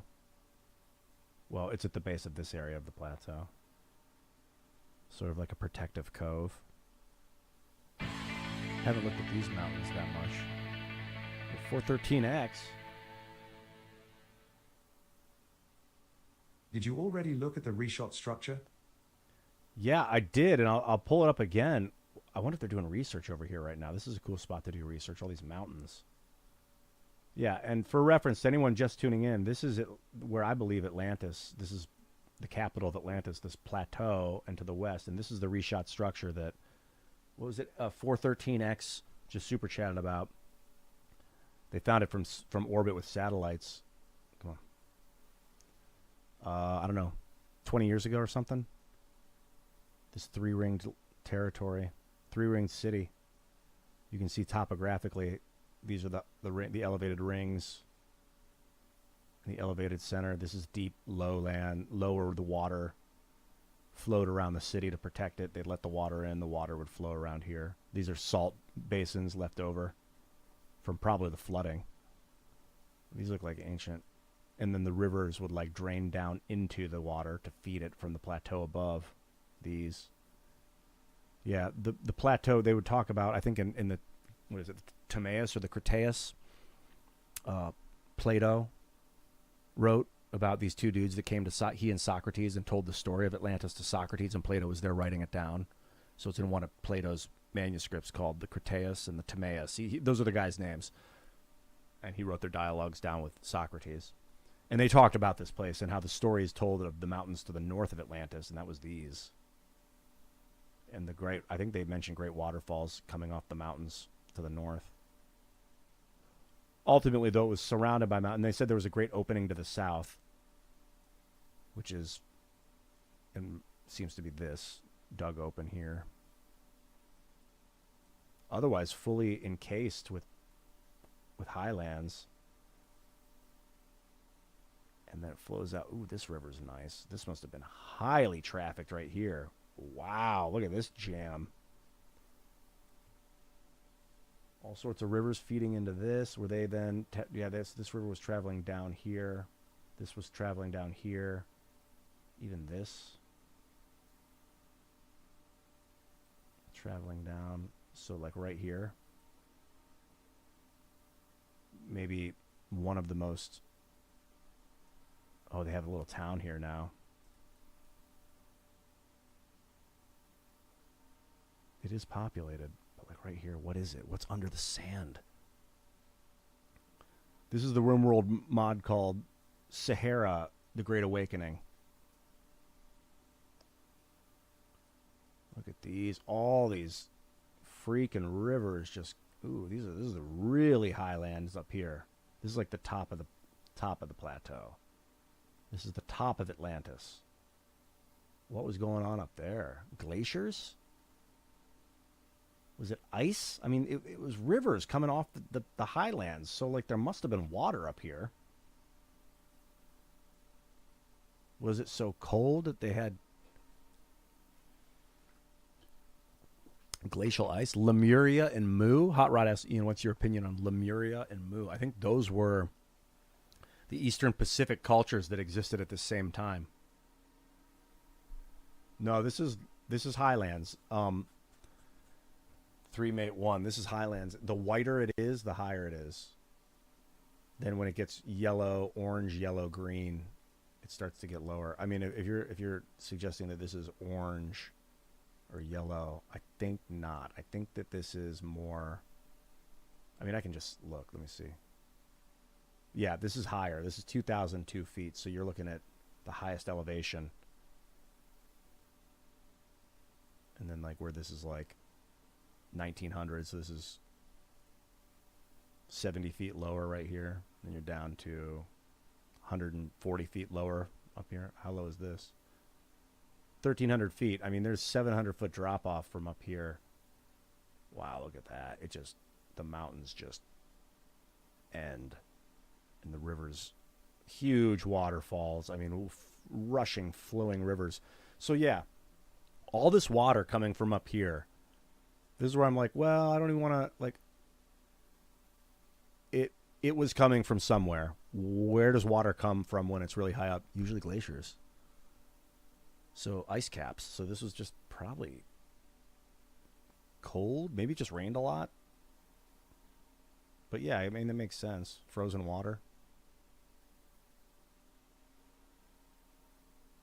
Dude, all these rivers flowing down the plateau. This is also high up over here. Probably 2,000 feet. 1972. What's this? 1982. What's this?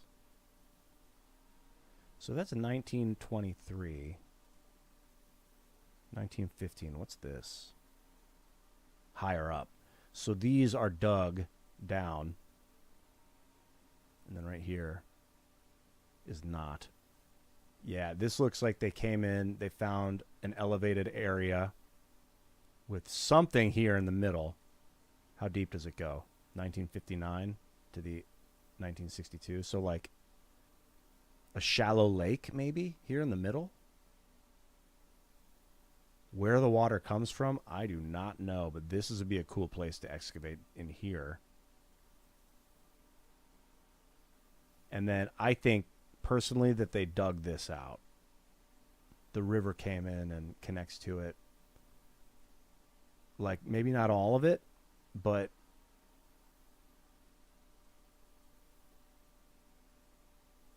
it's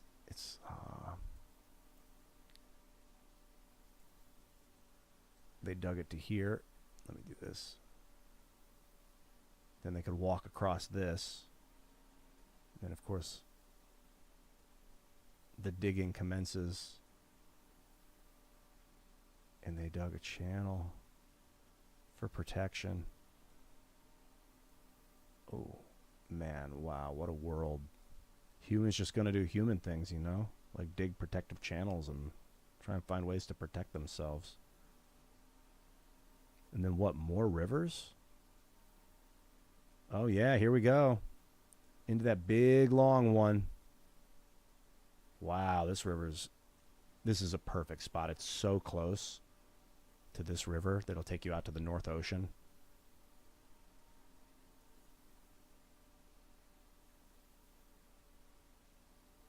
All the water, my God, just waterfalls all over the freaking place. Look at how it just drops off to the north.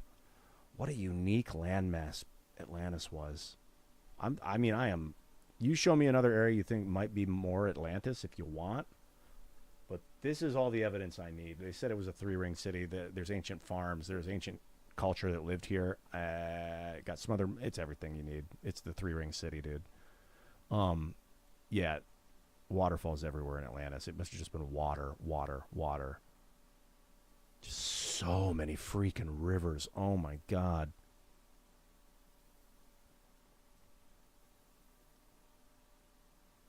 Into the ocean up north. And now look at all that salt. Yeah, this is old ocean down here. What is that? Is that higher or lower? 864 feet? It's a little higher. It looks like maybe it was some sort of ancient path or something. Yeah. That looks a little too cool to be naturally formed. What, this right here?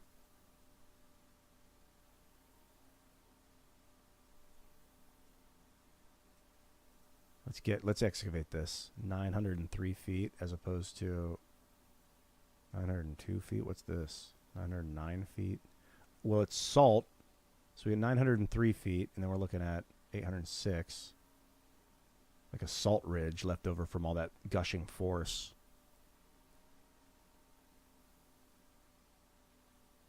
And it's like more rivers. You don't have rivers under the ocean.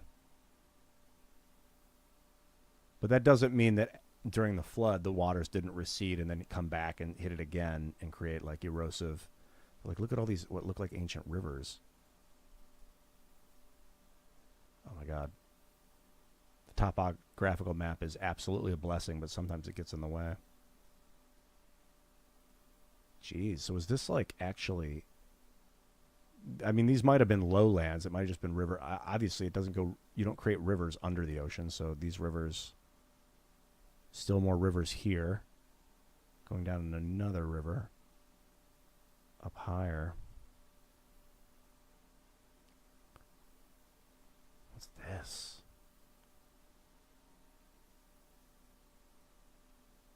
Oh, ocean sand.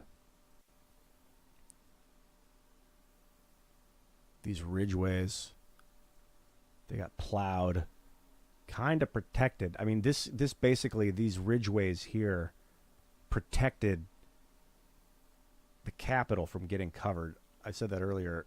That's what it looks like. It looks like they kind of sort of kept the sand just north. Of course, the plateau is so high up that it just being elevated like it was able to move all the sand around it. And some of it even like didn't get too crushed. It looks like this area is still kind of not smothered. Here's a salt basin that's open to the sky. But then like right next to it is just mountains of sand. Fucking ocean sand. Oh, just striated along, tearing across the continent. It went far. I mean, look at these. Look how far inland it went. Yeah, that's what happened. Some people say it came from the north. I think it came from multiple directions, the sand. You can really see the striations with the topography. You can see it with or without. So, like, it came in from the west, obviously. See, now comets, when they hit, this is according to the myth, it hit here and just fucking flattened all of this, which is why we have these great plains. We have no megafauna, no elephants, no giraffes in North America. They got crushed into black tar, basically smothered by bone-grinding ocean current for God knows how long as everything all the glacial ice melted. But these mountains, not totally preserved in the Western Rockies. Like you can see Salt Lake City. That's an interesting area because it's basically a basin of the flood. Where is it? Is it right here?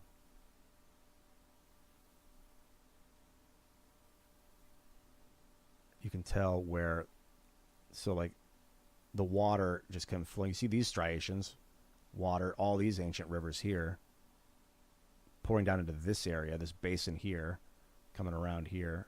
The water comes through here, tears down this way. Some of it flows into this area here, out, but most of it got curved off and knocked. Some of it went through here. Most of it got pushed east. And what's really interesting is you look at the highlands, all the white and red, these really, really high mountains, they're still forests. Whereas the areas around them are not. So like, look at them from maps. They're like white. Actually, they're glacier. Let me see if I can pull up. It's a little easier to see in the Appalachians. The really high areas were spared the flood. They were spared the erosive force. They still have like ancient forests really high up. But look at all this river, this giant striated river down here, just fucking glacial force of nature. I think this is Salt Lake City. Let me double check. How do I search that? Grand Canyon, of course. Salt Lake City. Salt Lake City's right there. I don't know. Oh, here we go. So Salt Lake City is essentially a salt basin left over from the Gigantor flood as well. So the water came flowing down through the basins here, through all these stratas here, and just dumped its way south. You can see all these north-south striations of ancient erosion here. All the ancient, and it poured into this area, just dumped a bunch of salt down here. And now we call it the Salt Lake. And then it kept going. It kept flowing south, like all this erosion, to the Grand Canyon, which I wanted to pull up. And people say the Grand Canyon was formed over 1 million years or something. Some people say it was formed over long periods of time, but I think it was actually formed through immense force in a rather short period of time relative to what has been believed. It's the thing about time. It's equal to motion. It's really just relative motion. So if things are moving really fast, or if things get really hot or are moving really moving really quickly, it might look like time was sped up. And so south of the Salt Lake, the water continued to flow into this area, into these lowlands here, and then just tore through this crag,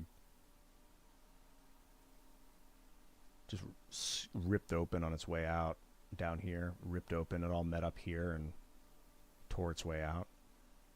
Just ripped land along with it as it went. That's the Grand Canyon right here. Just this evisceration of property, basically. But as I was showing earlier, when the comets hit the planet 12,800 years ago, they hit North America and melted all this ice and caused a great flood here, flowing out. I mean, you see it in the Appalachians too. Look at that. The Appalachian Mountain is a giant striation. Like, that is just fucking massive water. I don't know if it came in low and then came around and went up, or if it was coming down. I think it would probably come down and off. Like, the water a lot of it got diverted out. A bunch of it just flowing north-south. Some of it busted through east-west. You can see areas where it, like, pushed this way. But like that. Just.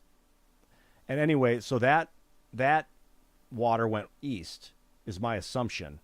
And that's the tidal waves that hit Western Sahara. But comets also hit Northern Asia. It was a multi-planetary impact, or a multi-facilitated impact up here, and just caused catastrophic planar floods, like, and flattened the land here as well. Is why you don't see any mountains up here either. You can see this water. I don't know if there's water. Yeah, you can see striations here too, like ancient erosion here. It's fucking crazy. Not so much here, but there's some.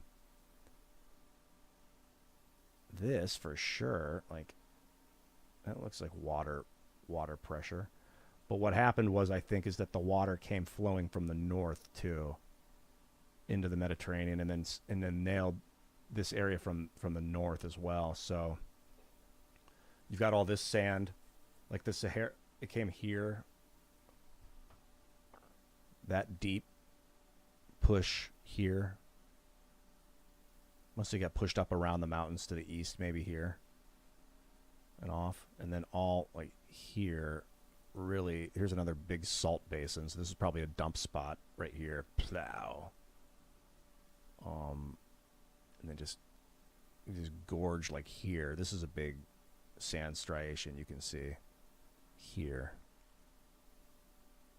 with the sand coming in here and just getting pushed down onto the land. I think that's the theory, is that it got hit from two sides. Up from here and over from here. God, the whole continent, like this whole northern part of the continent must have been submerged. Not all of it. I don't think all of it. Like, these mountains might have survived. Did they? Or did they take it too? The very tops of these things, I don't know. I don't know if they've got trees still up there or not. I think the whole continent got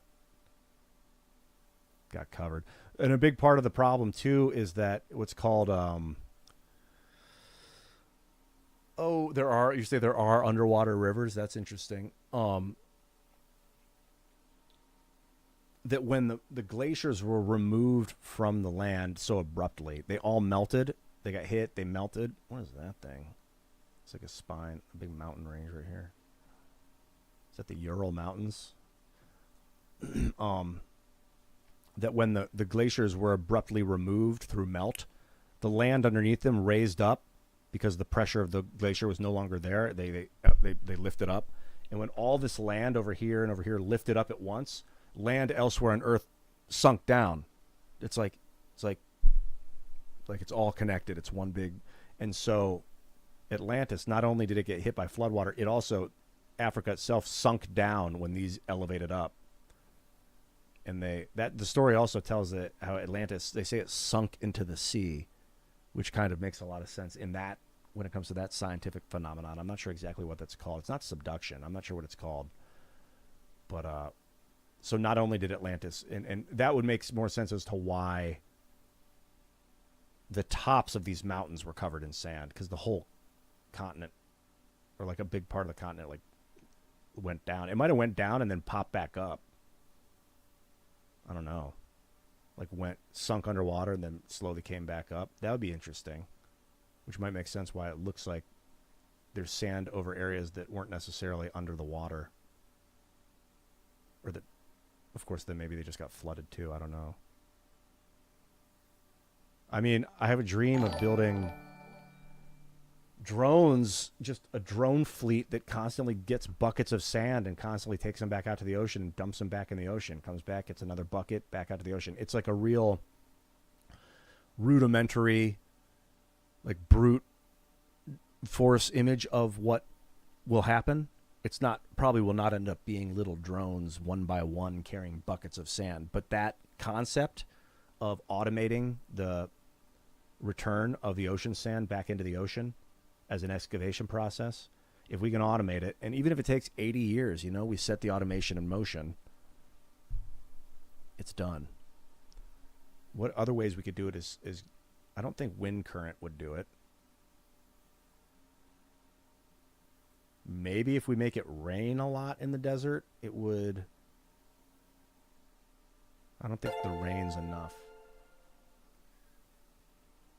Yo, what's up, Cobra? And Protard Wrangler. I love that name, by the way. Thank you for coming to my TED Talk on the ancient city of Atlantis and all that surrounds it. The Eye of the Sahara. The Rakat structure, if you're looking for it. Oh, here's another mountain to the north. Wow. There's this video game back in the day. The computer wants me to sign in to Windows. There's this video game where you like time traveled. I don't remember the name of it. It was on the Tandy Sensation, I think. It was like on CD-ROM. It was like 1994 or 95.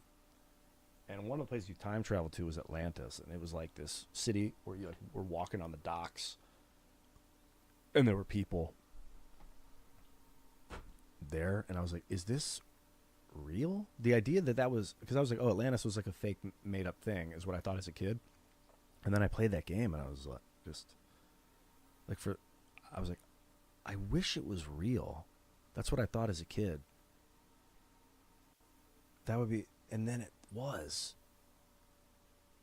It like what a victory of life to find out that Atlantis was a real place.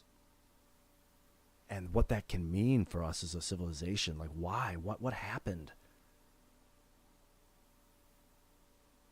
That's like, then my theories go to like, we're talking Tesla technology. I was talking about this on stream the other night, vibrating the earth to send electrical current over long distances, and then vibrating the earth in such a way that it disrupts the earth's own vibration and causes its diminishment of its magnetic field, which allow these comets on the Taurid meteor stream to plummet and smash into the planet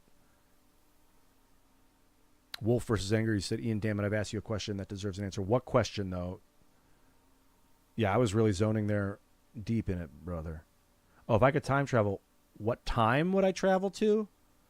Probably like 5 minutes from now. No, I'm just kidding. Like, if I could time travel and spatial travel, like go to any place in time, it's got to be here in the capital of Atlantis. 12,900 years ago. I want to go to the capital. I want to take boats to the rings. I want to look out at the mountains to the north and see it. I wonder what was here. This is where I want to go. What do you think about quantum entanglement? I think about quantum entanglement a lot, actually. Yeah. What do I think about it? Well, I think if we're ever going to teleport, it will probably be through quantum entanglement. Well, one of the ways that we could teleport is through quantum entanglement. And the way that you do that is you need two places that are bound somehow. So you need to understand the matrix makeup of your location that you want to entangle with, or your material that you want to entangle with. So like you need to know all aspects of the matrices, meaning what it is, how much of it there is, and where it is. And if you can measure those three things in a cubic resonance field of some sort, in some sort of XYZ axis, so like you take a room and you're able to, with a supercomputer, measure the chemical layout of every microcosm. I don't know how small you'd have to measure it in nanometers, just the tiniest measurements of like knowing what chemical makeup is everywhere, what spin part, like what negative, positive spin ratio we're getting, subatomic particles in every instance of the matrices in that area. You measure what it is, what the density of it is, how consistent that material is. Say it's hydrogen, how much hydrogen in that spot, and where, obviously where in the matrix is it. If you can map that with like a supercomputer or something, and you can completely recreate the physical makeup of a space, then you can simulate that in your own environment and tweak the simulation, and you may end up tweaking the location through quantum entanglement. Truly entangling, though, it's probably more complex than that. I mean, that's just peering through a keyhole into like a picturesque mountainscape. I'm only giving you like what I see, what I think maybe is one way to do it. I mean, it's real. It's a real phenomenon. I know that. Like when two photons become entangled and then they go to different areas and you mess with one photon, the other one also gets the mess. It's just I want to control it. I want to learn how to utilize it for transportation and stuff, long-range communication and things like that. If you can teleport your consciousness with quantum entanglement. I mean, in a way, like when we're video chatting, we're kind of entangling each other. Like when you type something in the chat, it's sort of entangling with my consciousness. But I don't know if that's the right word, if it's actual entanglement, or if that's like a specific phenomenon of science that's got its own definition at this point. But if there's some sort of relationship being built across chasms of space with electricity and long-range communication. If you feel like your hair is turning white like Moses, you should eat more green vegetables, because the magnesium will help it get darker again. And don't do too much salt. Salt seems to strip it of moisture, which leads it to get drier and then turns white and all that stuff. No. Taylor King asked if there's some sort of distance limit to entanglement. I don't think there is, because I don't think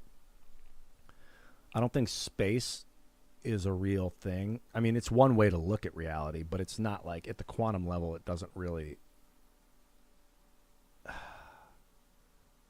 exist. I don't know if that's the right way to say it. It's not measurable from that space, from that shape, from that way. Space, like matter, as far as I can tell, isn't moving through space the way we think of it. Like this can's not actually moving. It's appearing in position, in a new position in the matrix, at the speed of light over and over and over again, probably faster than the speed of light. So we are apparitions in that sense. not necessarily physical well, we are also physical bodies, but we're appearing. Here we go. That's the thing with quantum. Therese, no limit. There's no limit. We'll perceive limits, of course. We build our perception around the concept, around limitations. Like I see the outline of the thing I'm looking at. If there's no outline, then there's no thing. So if you think about movement is just constant apparition in a new position, then it doesn't really matter where you appear. Well, it does matter. The word matter is matter, like three-dimensional matter, material. It matter appears in a, so the momentum of matter, like we're talking about classical physics and quantum physics, they're different, and they're just different ways of looking at the same thing. So yeah, at the quantum level, I don't think movement really exists. I think it's more about apparition and where and how is it appearing. But then if I'm saying where, then that would imply space, not necessarily motion. Like you can have a position without motion. So like the repositioning of subspace, like I think of electrons as being able to spin down and then as they spin up in a different area in the universe, maybe that's a form of entanglement. Like fermions, I think I read at one point that fermions can actually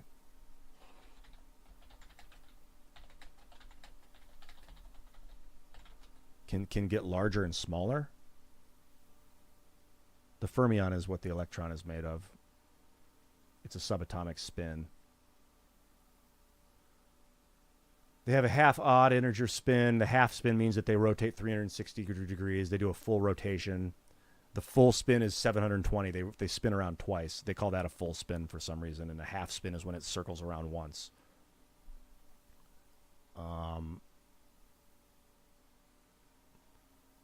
I think I want to get this right, that the fermion is how they make electrons and not leptons. I hope I'm getting that right. Like I said, I'm not a physicist. I'm a musician. Are electrons fermions or are they leptons? Are electrons fermions? I think they are. Yeah, electrons are fermions. Protons are bosons. You got fermions and bosons, and I think leptons are a kind of boson. Is that true? And this is when I need my physicist buddy sitting next to me, because I can translate physics pretty easily. I just haven't memorized it all.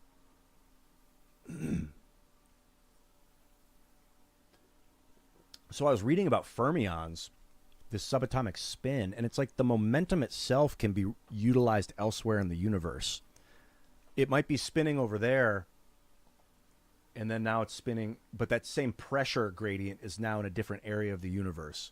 And so you might have had like they say an electron exists in a cloud, the electron cloud around a proton. Like if you look at atoms, the electron doesn't actually fly around the proton as far as we can tell. It might be doing that super fast, but what it seems to be doing is appearing in a different position around the proton in a position. So within its superposition, within some area around a proton, it's going to appear in a different position over and over and over again. It's constantly appearing somewhere, and I think that that's sort of like entanglement and teleportation.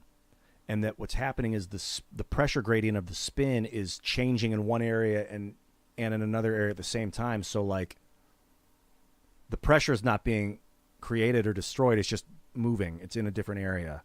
And so you could make electrons in one area of the universe in another area. And you can turn like things that aren't electrons into electrons. And you could spin electrons down into these subatomic forces and then create other elements or other like things with them other than electrons, like muons, which are like heavy electrons.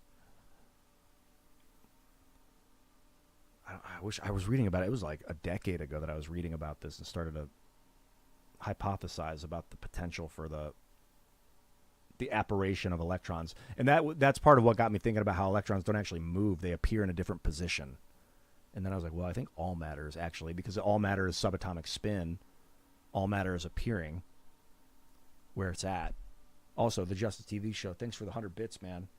Oh, what'd you say? our space does not compare to the quantum. Well, I don't know about that. I mean, in one way it doesn't. You've got your classical space, your three-dimensional matrix that we talk about, and that helps us survive. But you can kind of compare it. I think that's the whole like joy of science, is finding the comparison between the quantum reality and the classical reality, and like seeing. Maybe not. Maybe you're right. It's not really comparisons. You see the relationships. So maybe you're right that there's really is no comparison. It's like comparing an elephant to a single-celled organism within the elephant. You can't really compare the elephant to the bacteria in its body. You can kind of compare it. But real, like, that's an animal. That's a eukaryote or whatever the fuck bacteria are. But you can see how they're related and see the relationship between them. And that's what I really love about science, is seeing the relationship between different versions, different perspectives of reality. It really helps bind physics, because a lot of physicists up to this point have been stuck in this idea that once you figure out a mathematical reality, that's it. That's the one. So any new ones? No. We have ours. That's how it works. But no, the truth is lots of different ways of looking at reality can coexist. Like they say, energy cannot be created or destroyed. Interesting philosophy, but also there's no closed systems of energy. Energy can always enter a system from without where you didn't know it was. So like, yeah, fusion is real. Fusion happens. The reason why fusion produces more heat than it takes to start it up or to keep it going is because the energy's coming from outside of the system. We just don't see it, necessarily perceive it. And these old school scientists will be like, well, the math says you can't get more out of this area than you put into this area, so therefore, and it's like, well, bro, open up your eyes, your brain, your mind, and then think outside the system. Obviously, there's no closed systems in science. Talking about closed systems in science is useful for the third dimension. If you want to get water out of a flooded well, you need to treat that flooded well like a closed system and then do some mechanical pumping mechanisms to get the water out. But in reality, when it comes to like subatomic spin, there are no walls blocking that stuff. We'll talk about closed systems. Yeah, a closed system is a natural physical system that does not allow the transfer of matter in or out of the system. So it's a useful, a lot of that, what they call the second law of thermodynamics. Yeah, in thermodynamics, closed system can exchange heat. So it's very useful for doing basic three-dimensional labor. But when you're talking about quantum interactions, open systems are where it's at. So when I type open systems, it's probably going to give me a bunch of stuff about code. But let's do physics. Open systems, physics. Open and closed systems. Open systems and system theory. An open system is a system that has external interactions. Yeah, and you really can't account for all possible external interactions. I think what's happening... Thanks, Drew. This is about as loud as it's going to get, man. So you'll probably have to turn it up. I tried a little louder, but it was peaking. Like when it comes to fusion, I think what's happening is, and the reason why we're getting fusive power and more heat out of the system than it seems like we're putting into it, is because you're expanding the system through heat. So like you're talking about the ideal gas law. Let's bring up the ideal gas law. I think this kind of explains fusion, the ideal gas law. It's PV equals nRT, which means pressure multiplied by the volume of a system. So you got a tube of stuff, and you're pressurizing it. When you multiply those together, the volume of the system multiplied by the pressure you put into the system, it's going to equal the change in the rate of temperature. That's what nRT means. So if you increase the pressure in a system, it's going to increase the rate that the temperature goes up. Let me make sure I'm saying this right before I say it out loud. If you reduce the volume of the system, it's going to increase the rate that the temperature goes up. So maybe these are inversely proportional. I'm not sure exactly. Let me read this really quick. It was first stated by Benoit Paul Emile Claperion in 1834 is a combination of empirical Boyle's law, Charles' law, Avogadro's law, and Gay-Lussac's law. The ideal gas law is often written in an empirical form. It's excellent theory or law. At this point, it's considered a law because it works like every time. And this, they'll be like, well, if you don't increase the pressure or the volume of the system, so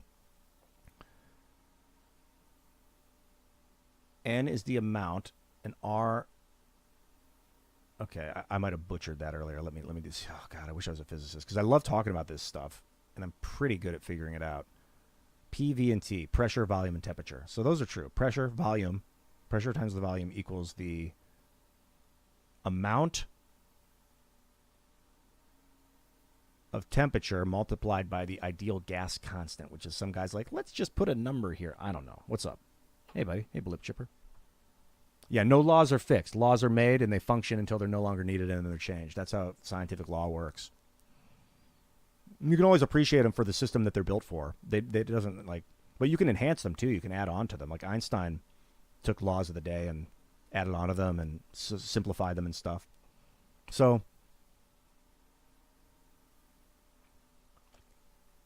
pressure, volume, and temperature. The modern form of the equation relates these simply in two main forms. The temperature used in the equation stays is the absolute temperature of the perfect. Comes most frequently in terms where P is the pressure, volume, the amount multiplied by the temperature of the gas. Yes, the amount of the gas. So I think what's happening is, I'm going to read about this actually. How much gas can be present in the system, the form of the ideal gas law.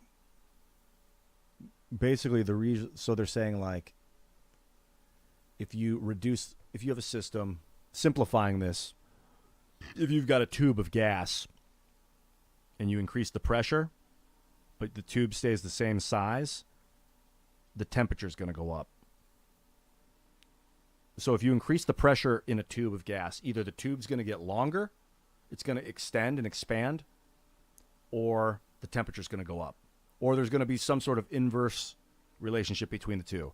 The tube will get a little longer and the temperature, if you increase the pressure, the tube will either get longer or the temperature will go up. If you make the tube longer, the pressure is going to go down inside the system because you've increased the system's size.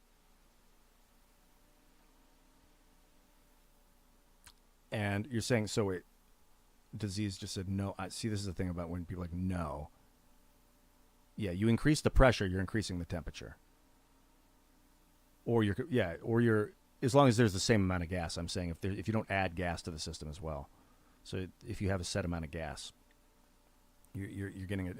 So if you shrink the tube, you're also increasing the pressure, or you're increasing the temperature. And that's a lot of combustion comes from that. So, yeah, just assume that you're not adding or removing any gas from this tube. It's the same amount of gas in this tube. If you increase the pressure, the heat's either going to go up or the tube's going to get longer. So I think what's happening in fusion is that they're increasing, and the same with temperature. If you increase the temperature of a system, the tube's either going to get longer or the pressure is going to go up. So what's happening is they're taking a tube and they're increasing the temperature, and it's expanding super fast. This is fusion. They're increasing the temperature so fast that it expands so quickly. The gas law will tell you then that can't happen. There's things in science, I don't know if the gas law in particular, but there's things in science that say that can't. Okay, I'll wheel it back. I know this is a little... Oh, hey, the Celtic Dog with the 25 bits. Yo, bro, this is the content you're here for. Get this. So what's happening with fusion is the system, you're increasing the temperature. The system is expanding so fast that it's creating friction, which is causing more heat to cause the system to expand faster, which is causing more friction, which is causing more heat to cause the system to expand even faster. So you're getting an exponential increase in the temperature and or the shape of the system. So that's why you're getting this rapid expansion of heat. is because of friction. And they say you can't get more heat out of the system than you put into it. But that friction is coming from outside of the system. It's an open system. The fusion is drawing in friction from somewhere in the universe. And that's what's causing the rapid expansion of heat. If we can rewrite, I think it has to do with the PV, with the ideal gas law. If we can somehow amend this gas law to account for inflation and the friction caused by the inflation of a system in a medium, we'll be able to explain scientifically why fusion is working the way it's working. That's my theory. That's just looking at it, and I don't really know. And it's some sort of exponential increase, yeah. The more you get, the faster it increases faster. So that's some sort of exponential growth of temperature or size. But at that scale, it's the same thing, basically. You're just enhancing pressure, shape, size. Like it's just growing really fast.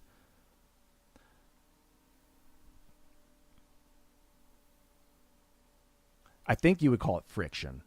At least my monkey brain is calling it friction. I'm seeing like, oh yeah, it's like blowing up a balloon so fast that it pops because it expanded too quickly.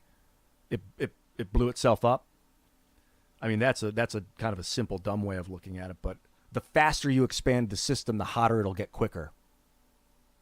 Assuming it's in some sort of medium, some sort of substrate.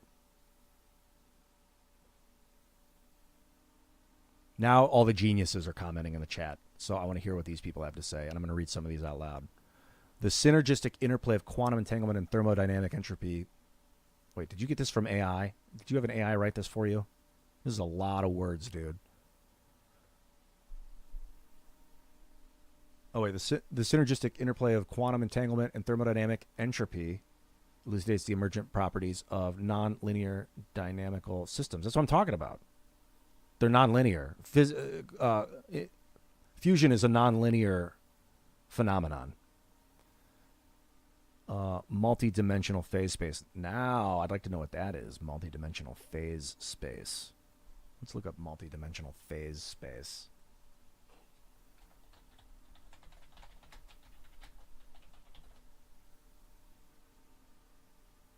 Phase space. In dynamical systems theory and control theory, which I don't know what either of those are, a phase space or state space is a space in which all possible states of a dynamical or a control system are represented, okay, with each possible state corresponding to one unique point in the phase space.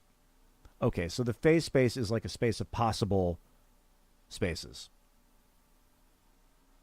So it's kind of like a holding ground for potential. Like you'd be like, A equals this shape, B equals this shape. So the phase space is that variable system space. I get you.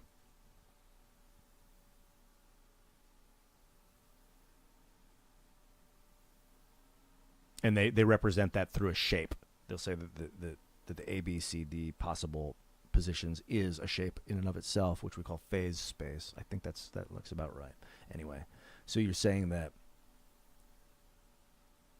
oh, there's too many words. I gotta read that. The emergent properties of nonlinear dynamics within a multidimensional phase space. Yeah, thermodynamic entropy. Furthermore, the asymptotic behavior of the eigenvalues. I'm just reading words I don't understand at this point.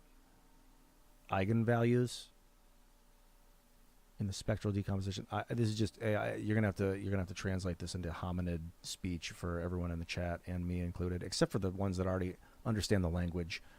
Do you know what you typed, Wolf versus Anger? Because please explain it. Furthermore, the asymptotic behavior of the eigenvalue in the spectral decomposition reveals critical insights into the perturbative effects of virtual particles in vacuum fluctuations. You're talking about quantum entanglement. In fusion, you're getting into disease. In fusion, you're getting into subatomic action. Because if you remove a neutron from an atom's core, it turns into a hydrogen atom.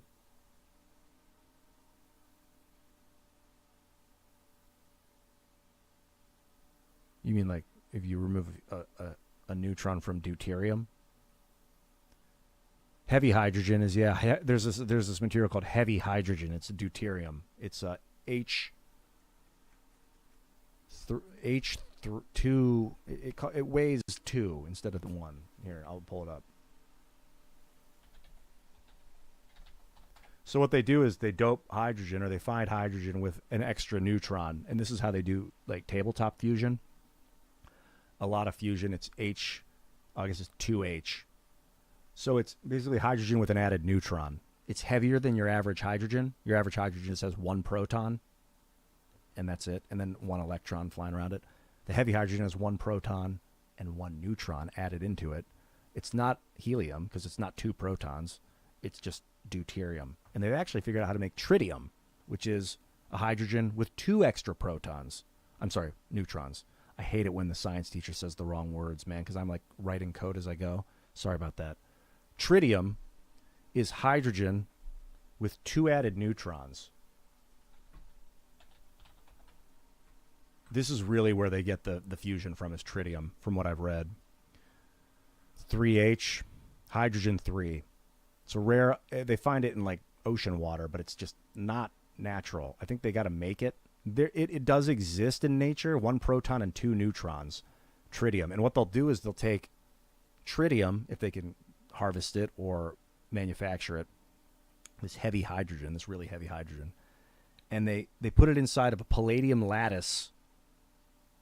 And within this palladium lattice, they're able to smash the heavy hydrogen into itself. Because it's so heavy, it doesn't slip away from itself. Like if you try and fuse hydrogen, basic hydrogen, it's so lightweight that it just slips past itself. And it's very hard to smash together. This stuff's so heavy that they can get it in this, I guess you would call it an electrostatic buffer of palladium. Palladium's a fascinating metal. It's the only metal on the periodic table that has 18. It's got a fully saturated shell, valence shell of electrons in its outermost valence shell. Most elements get up to 1 away from full saturation, and then they create a new shell. They're not able to like hold this fully saturated shell. Every element, no element known to man, is able to hold a fully saturated valence shell. They either have 1 less than full saturation, or they have full saturation with 1 more on the outside of it. They don't have fully saturated shells. For some reason, elements don't do it. They can't, except for fucking palladium. It's in the universe. It has full saturation on its outermost valence shell. I don't know why. And this is where they get the paladin from. Here, check it out. Electron valence. This is really, really interesting. I think I have this pulled up actually in my my favorites. Let me see if I can pull this up. This is something where I'm like, I always want to have it on standby. I have it in my favorites, but then I have so many favorites that it starts to get hard to find the favorites, which kind of defeats the purpose of having favorites. It's like when you subscribe to everyone that messages you. You're like, sub for sub. Then all of a sudden you have 23,000 people that you're following. And you're like, it's like I'm following no one at all.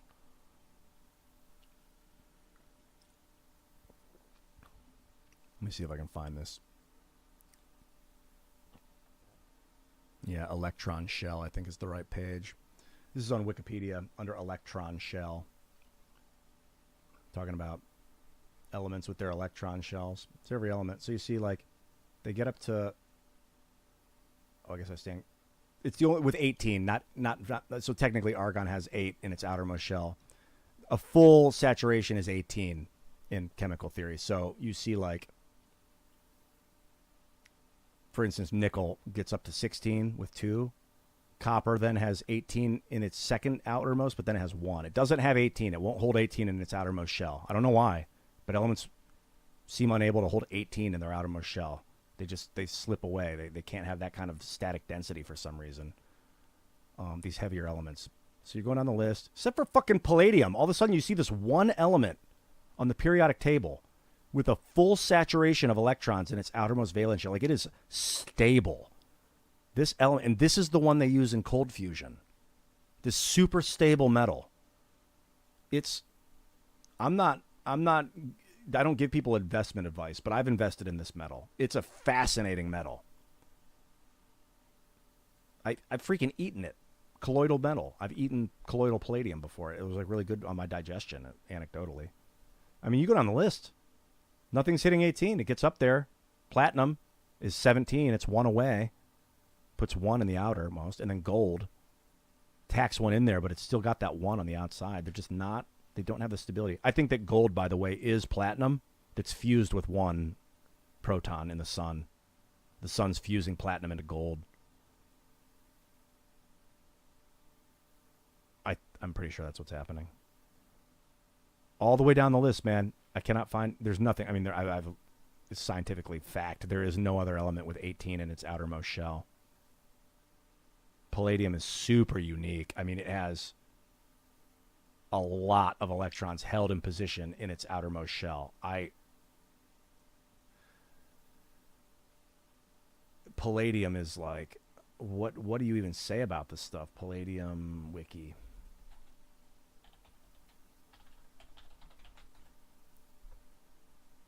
And that's all they'll do. They'll take a lattice of this palladium and then they'll smash tritium together in the palladium lattice, and that's how they'll do cold fusion. That's one of the ways they do like tabletop cold fusion.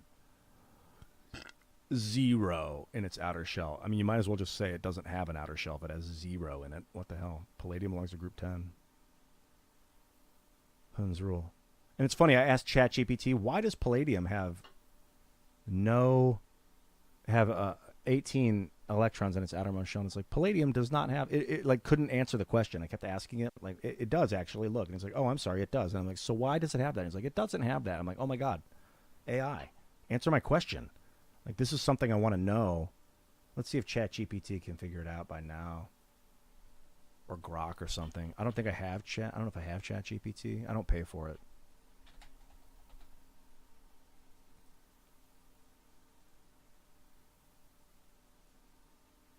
Here, ChatGPT.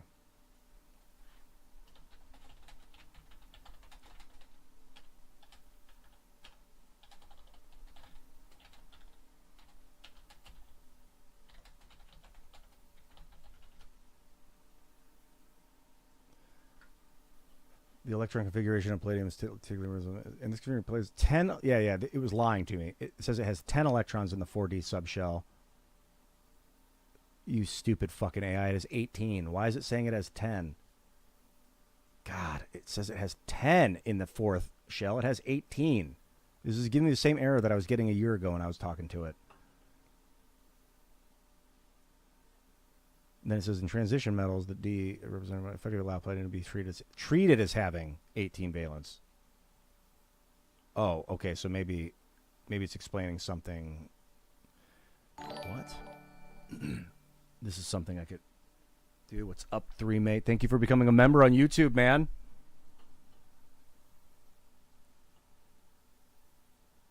Oh, here we go. Fat Hobo's got some data from ChatGPT. Asked in a different manner. It says it's palladium. Is an exception to the typical rule of electron configuration due to its unique electronic structure. Normally, you would expect palladium with an atomic number of 46 to follow the standard filing order of orbitals. However, palladium's configuration is 4d 5s, 4d10, 5s, 0, meaning all its valence electrons are in the 4d subshell. Here's why it happens. Stability.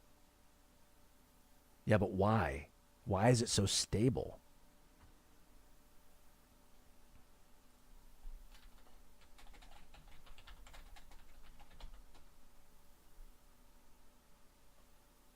Because it has 18 in its outermost valence shell. I'm like, yeah, thanks for the circular logic, machine. I just don't think the AI knows. It doesn't know yet. Humans haven't figured this out yet. Like, what is going on with this metal that is causing it to be so stable?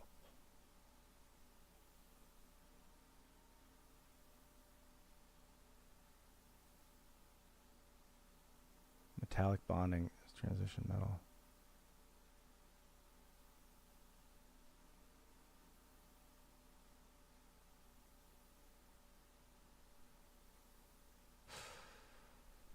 Man, catalytic properties, palladiums. Yeah, they use it in catalytic converters in cars. That's where it kind of got well known in the public in the last 30 years or so. Its ability to facilitate reactions without undergoing significant change contributes to its stability in catalytic cycles. Catalyzes fusion as well. Palladium is relatively inert compared to other transition metals, meaning it does not react easily with many reagents. or environmental factors, further contributing to its overall stability. Palladium, the paladin. It's interesting that the paladin. I wonder where the paladin comes from, where that word comes from.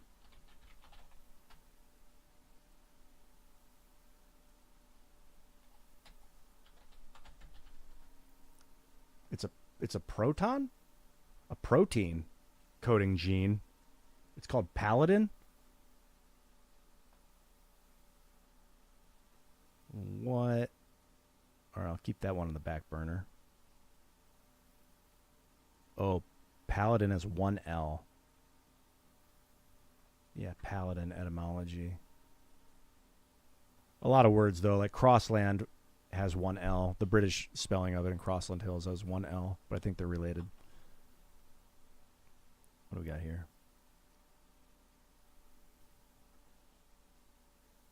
No, I was looking at the fourth shell disease. Here, palladium. This is the fourth shell.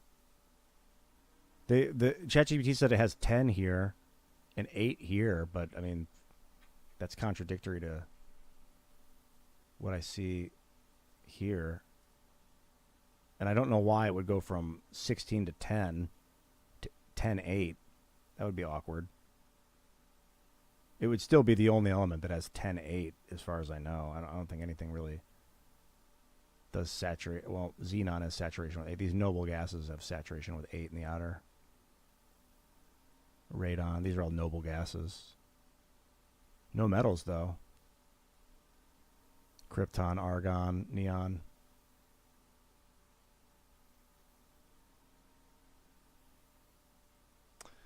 All right, I want to read about Paladin a little bit. 1590s.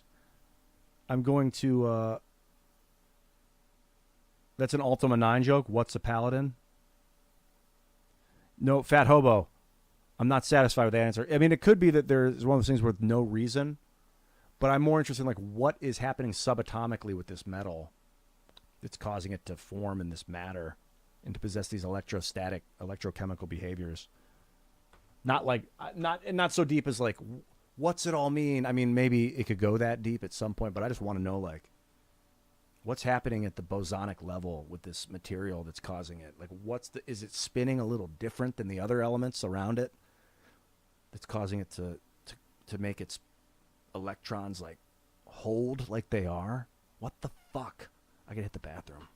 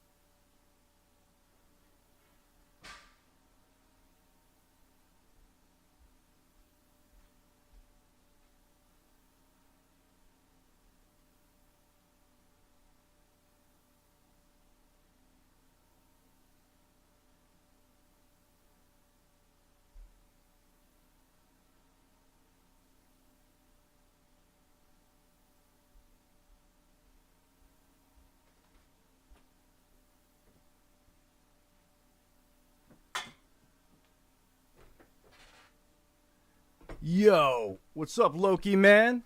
225 in the house. Reading about paladins, dude. Palladium in general. You want to know? I can give you a clue. Yeah, give me a clue, and then I'll figure out the rest. Let's do that. Let's do that. I gotta do this really quick. I'm trying to troubleshoot my my laptop here. While I'm doing, I want to get this out of the way and get it all loaded so I can. I mean, I can do it off stream too. I don't need to do the setting up the computer and everything on.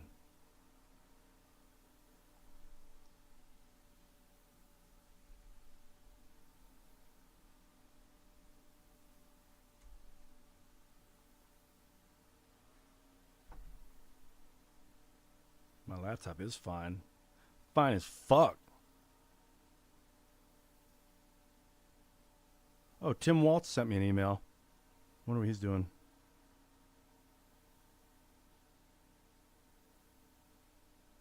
What's this? Oh, cool.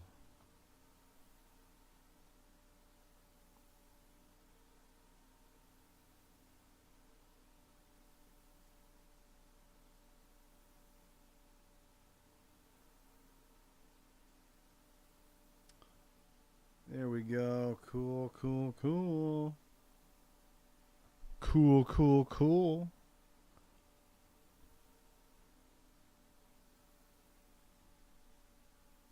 No, skip. Yeah, kind of want to get back into Baldur's Gate, to be honest.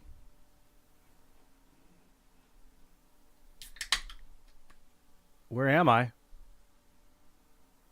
I've been asking myself that question for about 18 years, dude. Where am I? What am I? Why am I? Whoa. But I can tell you one thing. I'm right here, right now. As far as I can tell. I'm in my office, in my studio. Right now. In my home. But thank you for the question. Where are you?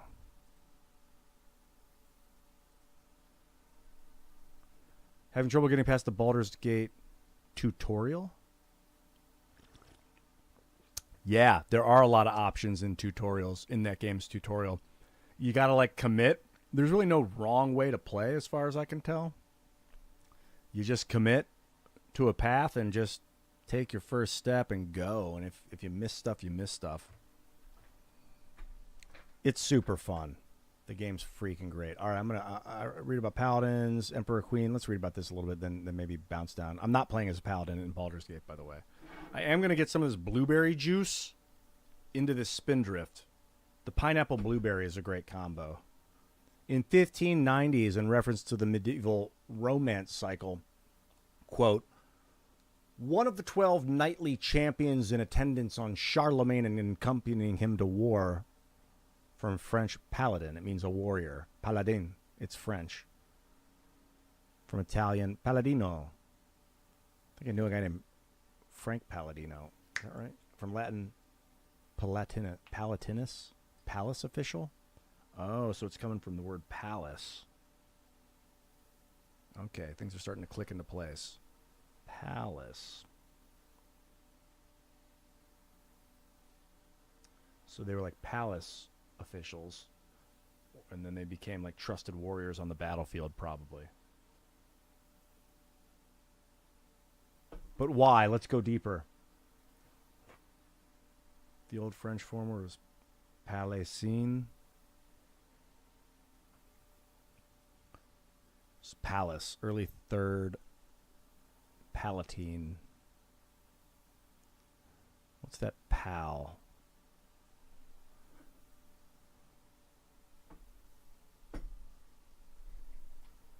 Palace meant steak right here.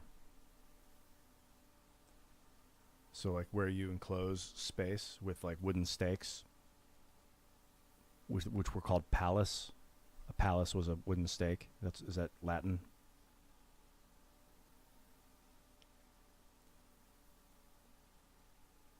Yeah. The Palatine Hill. French Palais, Palatine. What's pal etymology?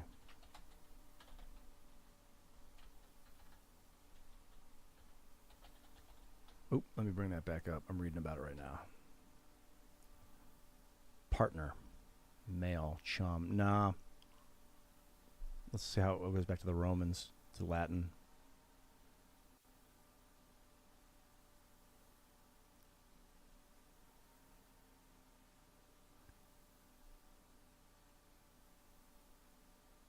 It seems like it goes back to palace, which was P-A-L-U-S, which was the Latin word for stake, meaning to put it in the ground.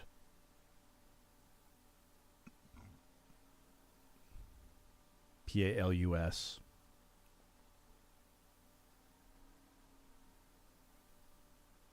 Wait, is that right here? Yeah. Palace. And then that evolved into, obviously, Palace, all the different... And then the Paladin was the Palace Warrior. Okay, makes sense. Not to be confused with Palladium. I don't think, but there's something stable about both of them. It does look like I have two Palantir in my room. Palantir 1 and Palantir 2. The thing you don't see, though, is how much bigger the one behind it is. Can I... Every time when I look down at my screen, I'm like, God, I look like I'm freaking curled over like Gollum. It's partly because this thing's above me, but partly because this thing pushes my head forward, too, and I think I am a little crunched over. Oh, I gotta do it! I want to do this later with my computer. I'm going to do this later. My laptop here. I can go up here. Perfect. In position. In position. This gives me more space. Let's get back to what's really important, which is Baldur's Gate at the moment. So this one behind, that's the 8-inch diameter. That one's like 10-inch diameter. That it's big. It's really big. Probably twice the size.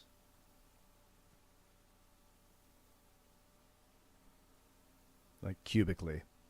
It's tough to tell, but because it's further back, it doesn't look that much bigger. I was thinking about changing them and having the big one closer so it looks fucking gigantic, and then the little one's back so it looks teeny little. But I think it's kind of cool how they're sitting there. I have a third one too. I was thinking about bringing it here. That might be overkill though. Longer range, yeah. Yeah, you could set fires from a further distance with that thing. I think that's what they did, the Wizards of the past. When they're like, the wizard's casting a fireball, they'd attach like a crystal ball to a rod, and then they'd hold it up and catch the sunlight and focus the sunlight on a position in the distance and then light it on fire. Because those things will set fires if they're left out in the direct sunlight. They warn you when you purchase them, don't leave them in direct sunlight in your house. Cover them or move them. Wizardry and magic. But the people be like, where's the fire coming from? Like, they wouldn't know. Then they see a guy up on a hill like, they're like, what is it's the wise old man that's figured out some fucking science shit. But they didn't think that far ahead. They just called him the wise one, the wizard, the wizard. When it comes to scrying, yeah, because they also function as like inverted magnifying glasses. If you ever look through one of those, it turns the image upside down and then like kind of enhancifies it. It's pretty cool. All right, let's pop this screen out and jump back in here. The game's been so patient. I've been just... Moses blocked out the sun during a solar eclipse.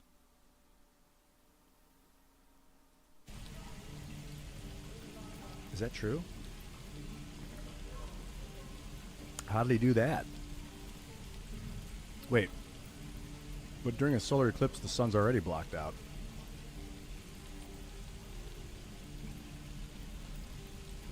How long until Roland shows off his thunder wave? Depends. How many people are dumb enough to Sounds like he took credit for a natural phenomenon. True. He blocked out the sun. He used it. What do you mean he used it? I got a lot of love for Moses, by the way. I'll talk to the guards in Baldur's Gate. I speak their My love, you were a caravan Oh, that's cool. escort for 3 days. My buddy's moving to And you Vienna. quit in the middle of your shift. You sound like you're fine. Andreas. It was his caravan. What? Weird camera angle. Let's see if I can alter that. What the hell? What kind of camera angle is that? This is the tactical view. How do I change that? Die if I let relic the reeking of this place. I'll never get the smell out of my clothes. I'll have to burn them. I think that's this. Camera rotates. Tactical camera. Oh. There it is. Tactical. Can't give up now. Just want to give a very special thank you to everyone in chat. That shit's intense, man. Atlantis is like one of the greatest passions in my life. These guys I know. Lee and Roland would never admit it, but they take an arrow for the other. Also stab each other. Not sure what will come first. Thanks for cutting in. There might have been more than words if you hadn't. This guy's devious. Yeah, you got it, bro. My thunder wave will make quick work of any goblin. Just you wait. All right, Roland. Any Quick goblin. word. Those goblins will rue the day they chose to tangle with this grove. Dang, they're getting fired You up. and I will do some good here. I can feel it. Yeah, we'll do what we can. I'm definitely gonna loot the shit out of this place, though. Give me what you have, I'll use it. Just like real life. Give me your things that you don't need or want. I'll take them and transmute them into something greater. Yes, thanks for the stuff. He's bragging about his Thunderwave, man. Dumb enough to ask. Like, bitch, you ain't never seen my Thunderwave. True.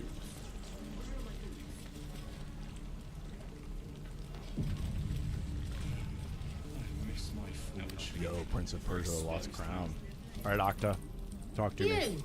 Saw you fighting those slimy bastards. Fancy a bowl? Best to fill your belly now, while we still can. No. I'm okay with that. Go ahead, turn that pretty nose of yours up. Sorry. Didn't mean to upset you. The only way we'll make it to Baldur's Gate is to run, and run hard. If a gnoll catches your scent, you'll need every bit of strength. Trust me. Yeah? Doesn't taste half bad. What else? We'll be leaving soon. Make sure you stock up. Okay. What do we got going on here? Hi. Ah, if it isn't the talk of the camp. Thank goodness you came along when you... Oh. There isn't a bit of colour in those cheeks, Petal. Are you hurt? Cold? Feverish? Auntie Ethel will sort you out. I've lotions and potions galore. Thanks. What's your deal? Oh, nothing as fancy as that. But I come from a long line of women with a dab hand at such things. Aha! You take a sip of that and you'll feel right as rain, sweetie. Yeah, I don't just drink shit that people hand me, but thank you. What is it? Oh, 'tis just a healing potion, nothing fancy. Here. You just look like you might need a pick-me-up. I'm sorry to go on about it, but are you all right? You're looking awful peaky. Oh. Yeah, it's... Oh, I've seen it all. I once had a fella who'd been caught dabbling with a dryad. Yeah. The wife was none too pleased and introduced him to a pot of boiling oil. Oh. But worry not. I fixed him up, and depending on the lighting, he looks good as new.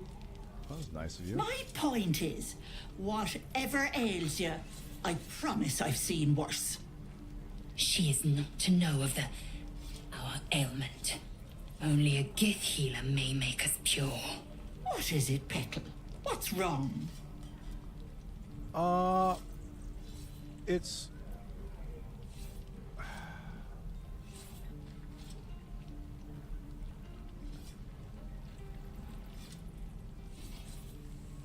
Look, I've got a... It's nothing. I don't know. I'm done with this conversation. Well, I do have a pair...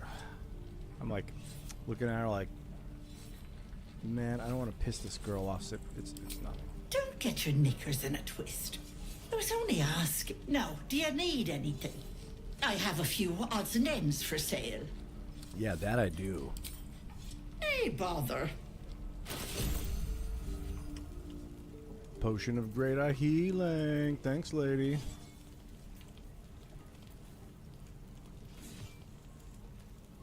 Oh, I think she healed my entire party. That's awesome.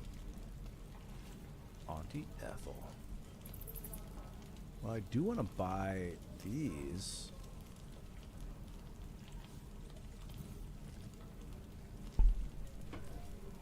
Oh, those are good.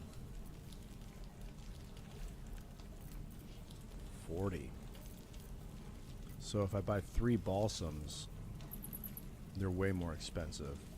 Probably more versatile, but it's cheaper just to buy the potions. I see. Okay. What's this, a quarterstaff?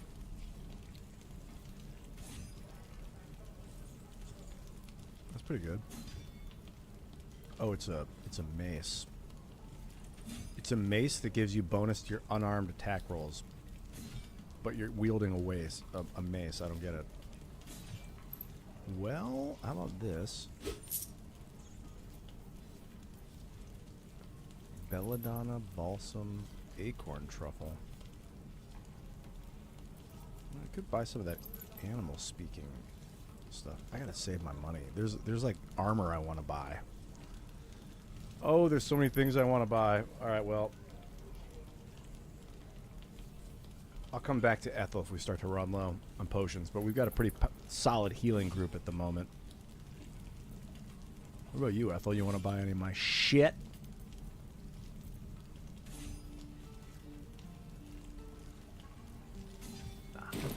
Take care now, sweetie. You too, lady. Oh, I thought she healed my guys. She did not. What's this? She has a long... Can I give her the axe? I got this battle axe. Let me see here. So if she equips this, it's the same damage. Okay. I think. Yeah, it's the same amount of damage, but different abilities with the sword. That's cool.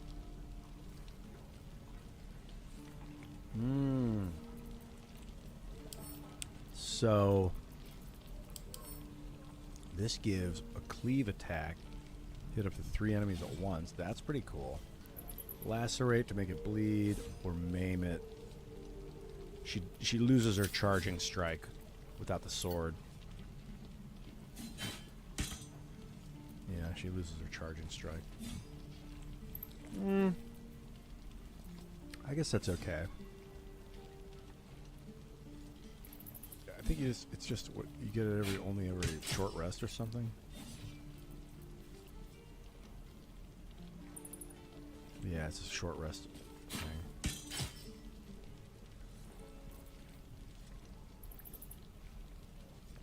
Let's try out the axe for a little while. That cleave might come in handy.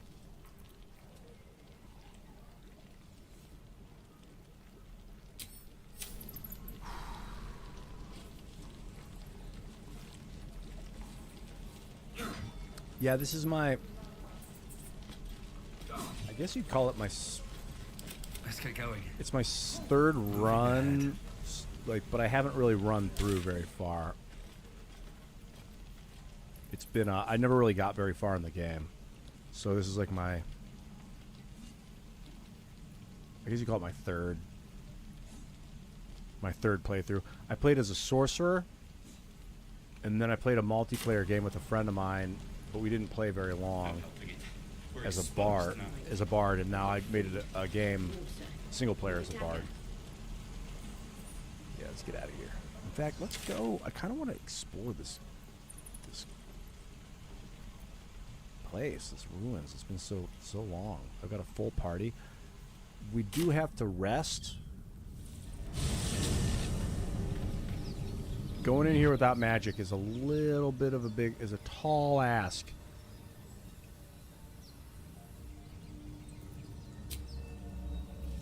But, you know, I could go get Gale. He does have massive damage output. That's what I think I'm going to do. I'm going to set up camp Send Asterion. Oh, he does a lot of damage too, man. But for what I'm about to face, I've been here before. I know what's coming up. I feel like I should potentially bring the wizard. Come on, get up there. Get up there, bro. Get up there. Get that mushroom, bro. Get that mushroom, bro. Alright, here we go. Time to set up camp. My first official long rest. No, first I gotta get Gale in the party.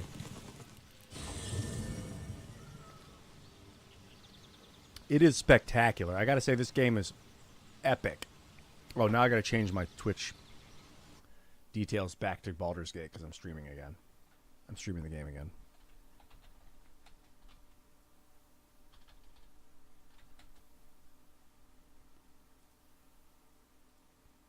It's cool. You can just change the settings on Twitch and let everyone know. I was just chatting. We were just talking about science for a while. What do you got on you, Asterion? Asterion. Give me these gloves. I'll be the rogue, and then you can have the missile gloves, I suppose. Can you? There you go. You have food on you. Dagger. I'll sell the dagger. All this can go to Lizelle. Oh, I guess that stays at the camp. Okay. So, like, if it's on one of your followers in the camp, it counts towards your camp's food. That's good. Where is that wizard man? Come, fool.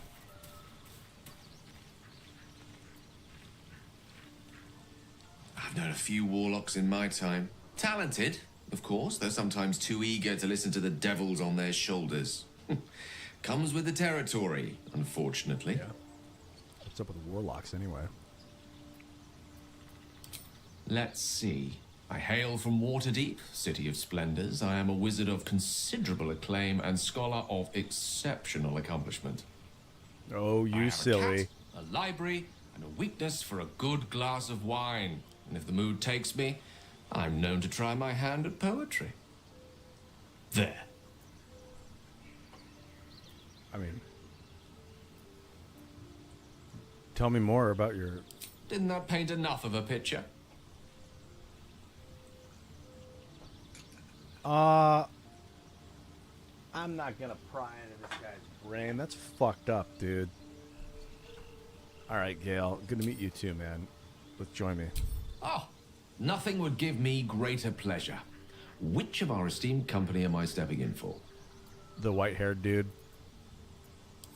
Wonderful. Lead on, then. I love how simple they make it to boot guys and add guys to your party. I love that. Time for the rest.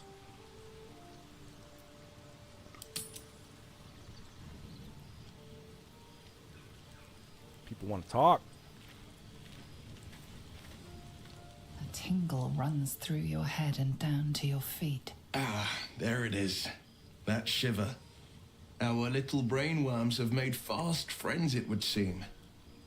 How do you feel? I mean, I guess I'm fine. Surprising is just the word, isn't it? Before the Illithid's unscheduled surgery, I'd felled hundreds of beasts and a fair few fiends. The tadpoles weakened me, suppressed greater talents, but beyond that, I've showed no signs of turning. No nausea, no pain, not even a hot flash.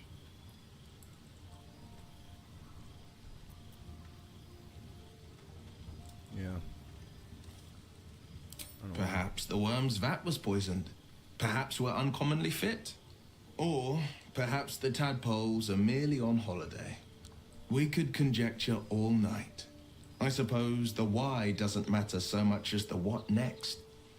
And that answer is plain as the horns on a war devil's head. We get these things out. Let's get some rest.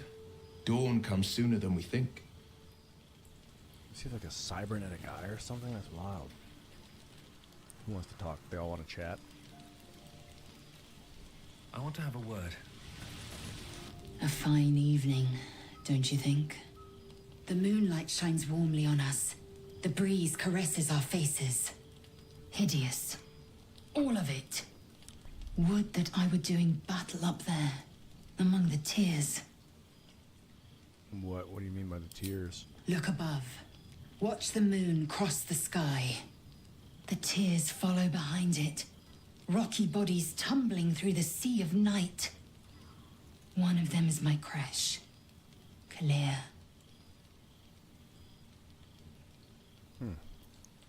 Your curiosity is to be commended.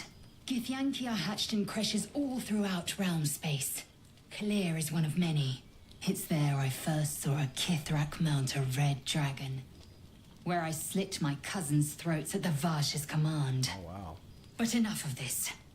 You are wasting your resting time. Come dawn, we resume our search for a creche. Bangin'. What's up, homie? You know, I've been thinking, reflecting on what tomorrow might bring. When we arrive at this Gith crash, will we find out how to bring the worm under control? Will this little adventure of ours be over? I mean, probably. A pity. A great pity. You're quite the ally after all. Traversing Avernus, surviving the crash, surviving everything that's followed. I'm not easily impressed by people, but you're stronger than I gave you credit for. I'm glad you acknowledged that, Asterion. Thank you for acknowledging that out loud. Yes, I am stronger than you gave me credit for. I'm better than that. Pretty impressive. Aren't you just? You alright, bro? Oh, I was leagues away. I just need to get some air, clear my head. Your eyes I'll are see red, you bro. later, I'm sure. Sleep tight. Alright, hang tight, bro. What's the lady up to? Reading. The leader of the pack comes to chat. What's on your mind? You must be pleased to have a clear path forward. I can't wait to get this thing out of my head. So, how are you feeling? The same. These parasites are proving suspiciously benign. But suppose I turn. What would you do? You want the truth? I guess I'd just kill you. A firm answer. I'd do the same. We'll need that kind of thinking to make it through all this. You're doing well. It's a beautiful night. I think I'll stay up to enjoy it while I still can. Rest well. Yeah, you too. Alright, people seem to be doing well at the camp. Yo, what's up, 3mate? Hey, becomes a member on YouTube. Thanks, man. Is that what that was? Oh, no, that was Matt. That was a while ago. It's, Matt Hugh Army. Is that Matt? It's MA11. What's up, dude? Thanks for following, man. Alright, to bed we go. Oh, wait, is Gale all good to go with the spells and everything? Let's see. You really don't have to do spell memorization in this game. It kind of simplifies it all.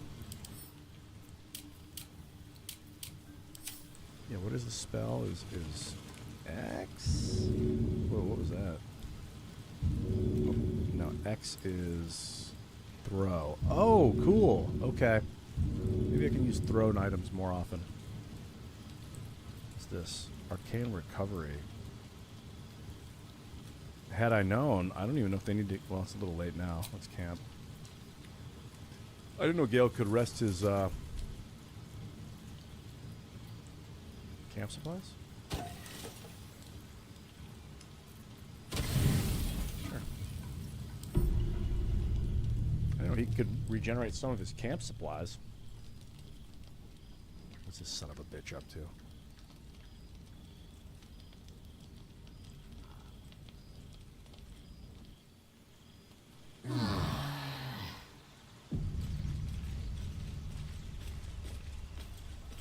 So that sneaky piece of...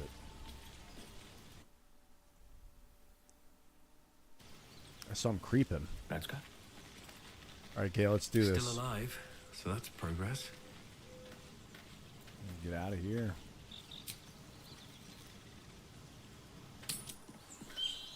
Fresh as a night. Alright, we gotta get in there. Don't waste a step. I have an idea. Let's go inside.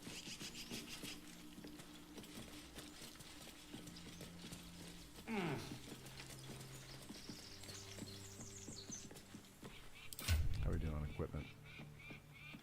Very good. What about this? Shift drag? Yeah. Confirm. Confirmed. Confirmed. Okay, we'll do 1, 3. We're all potioned up. I'm going to carry the most here.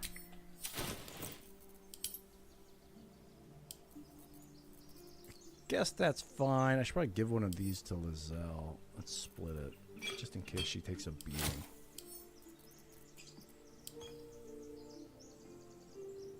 I'm trying to save those potions. I really don't want to use them. Oh, can I not get in here? Thank you, Gibblebuck. Everything all right out there? Yeah, it's fine. Let me in. Oh, shit.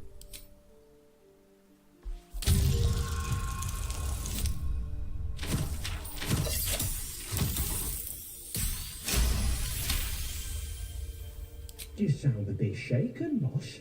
Hang on while I find the key. Excellent. Let's get him. In the hell? You're dead! No. We're well alive. So what does this do? It... Once per short rest, you regain... Oh, when you land a critical hit. I thought it was just when you hit. Oh, well. Okay, so we can do this in any order. Let's do that. Here?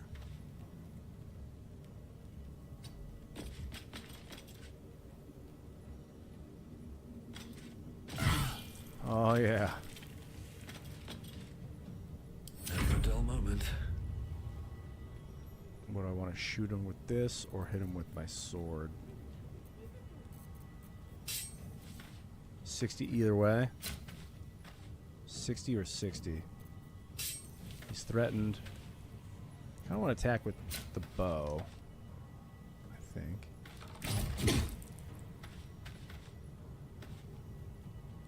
Can't slow down. Let's finish this. You, 55 or 55. I think I'll choose 55. Aww. A tale for the ages. And you... What's this? Hand crossbow? 45. No, you have a cantrip you can use. Easy enough. And we'll get over here. With haste. Don't let him get away.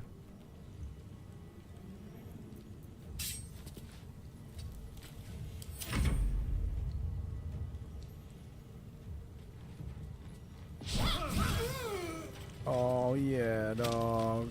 What up? What'd you have on ya? A key. Anderon. Alright, Anderon. Time to press ahead.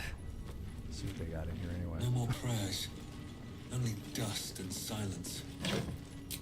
Who are those prayers for? Normally the patron god is Orpheus.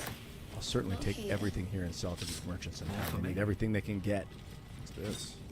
Ancient, indecipherable text covers the plaque. I have no idea what it says. Dead tongue. Whoever worships here must be long Books. gone. The Unclaimed. Immortal View. interesting?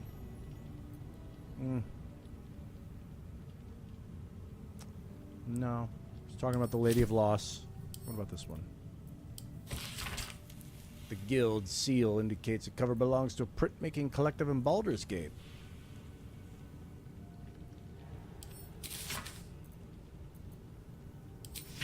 Baldur's Gate, huh? Saravok. I've heard of Saravok before. Saravok, that villain. The Curse of the Vampire. Hearken close and beware the vampire. How does one protect from the... I'm not going to read these books. I'm just going to sell them.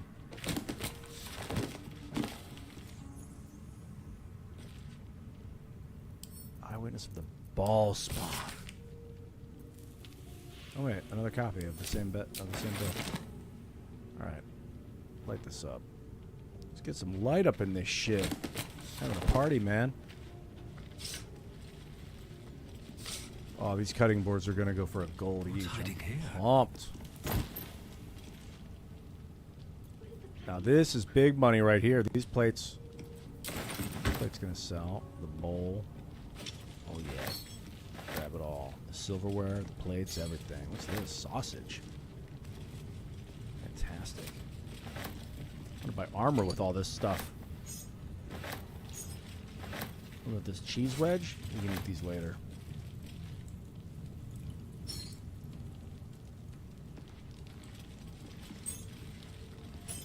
The silverware, a supply pack.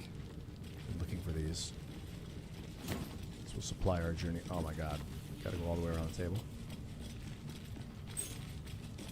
Yeah, the wine's good. Take it all. It's all mine. Mine, all mine. Take it all. What else is there? Get the food, take the plate. The silverware will sell. This one, tin cup, and a bottle.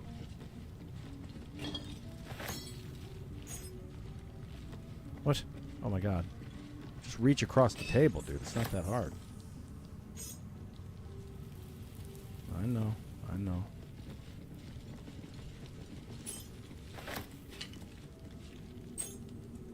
Every gold counts. Trust me. Just light these candles. Alright. More of this. Milk cans. These should sell for a pretty penny. And by that I mean one. What's up on the shelf? Nothing. Chairs are all busted up, man. At least just put this place, get this place back to like working order or something. What's this? A cauldron?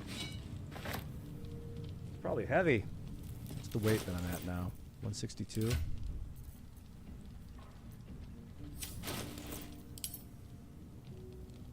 Yeah, anything super heavy that I got, that's heavy. That can go to Lizelle.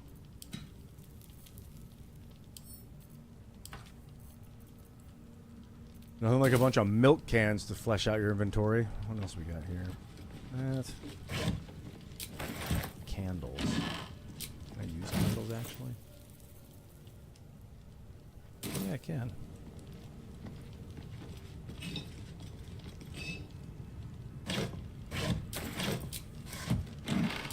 I think we picked this place clean.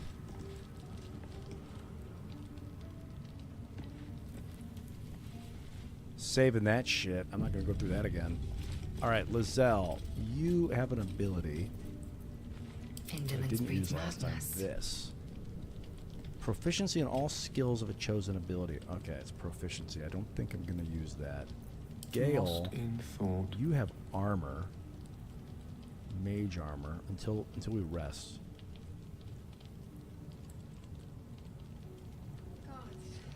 I think you should do this to yourself. I hate to waste a spell on armor, but I think it's fine. If you're hanging with the homies, you should be armored up, bro. I venture forth. No one back home will ever believe this.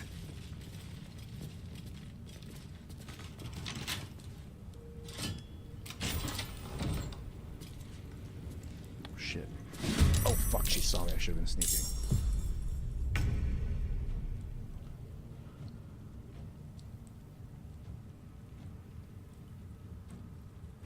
My path be true. Is there an attack I can do from here? No. Gonna get up in her face, though. You're not going anywhere, lady. Not if I can help it. How many hit points does she have? 19? Eat this.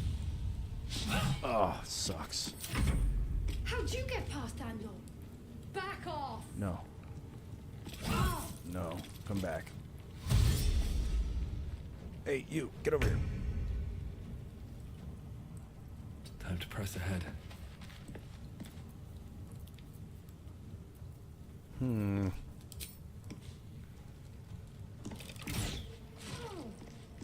Get her. I don't fancy their chances. Get her, Gale. My way. Don't let her escape. Oh, Lord. Need to stay focused. Oh, get her. On I go. Can you hit her from there? So close. So close. I don't have the range. No. What about some long range spell? Is there anything with a longer spell range? Sacred.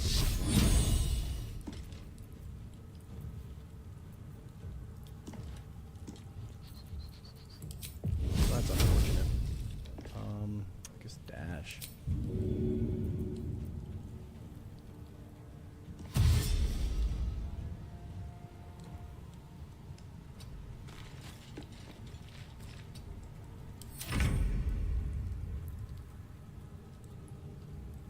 Make way. Please. I'm so close to that explosive barrel. That's not good. Oh, yeah, there we go. No one will even know we're here. Next time we should tread a little softer. If not over, then through. What's inside? Mari. Equipment.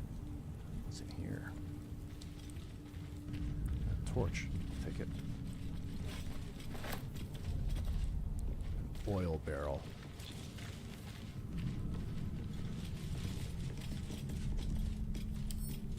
The Book of Final See Breath. what this does.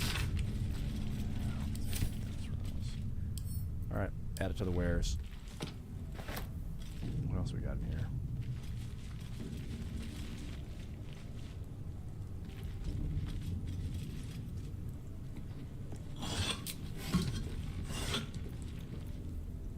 Ancient scroll, what's this? The sealing ritual. Throw a bloom. I would have Nick Fuentes on Timcast. I've had a pleasant experience with that guy when I met him the last time I saw him. He was pretty cool. That was an old comment from Vegas Baby. Or no, that was from Matt. Matt Hugh Army. Leisure. I look like a modern day Leisure Suit Larry. That's freaking hilarious. I used to play that game on the computer. Well, we had it, but it was like it had a code on it, so I couldn't really play it. And he was also like a pimp. Random question: do I carry a pocket knife? It depends on what I'm stacking. Actually, I don't normally carry a knife in my fanny pack, but that's a good tool to add into the fanny pack. It's like a multi-tool. It's a great idea. I think I'll do that.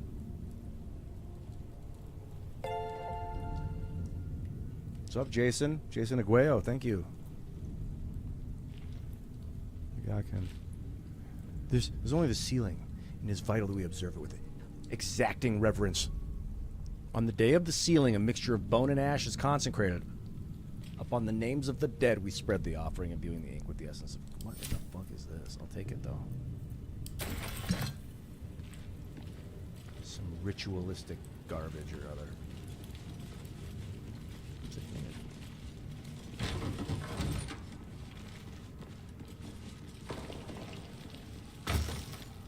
Candles.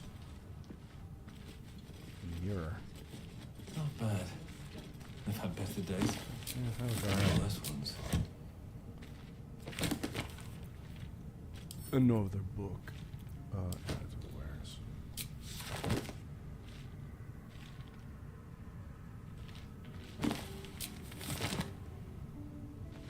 What's in here? I'm like, the merchants won't find any of these. Hey, it's a bunch of clothing. What's all this for?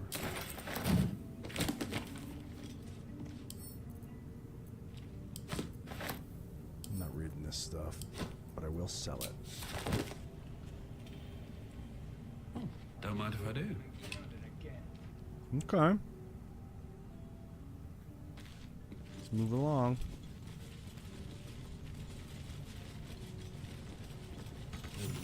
No handle.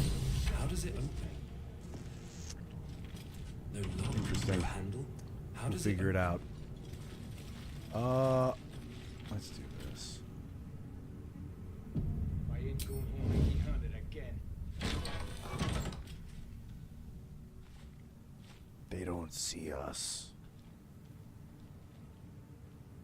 This is an interesting setup. What if I move this over here? Oh God, look out. Don't let them see you.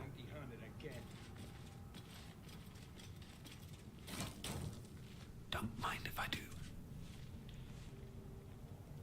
I could draw them in towards the room. He says no skeletons this time. Here. What's this? A wooden barrel? What's in here? I ain't going home empty-handed Oil, again. huh? Oh, Lizelle leveled up.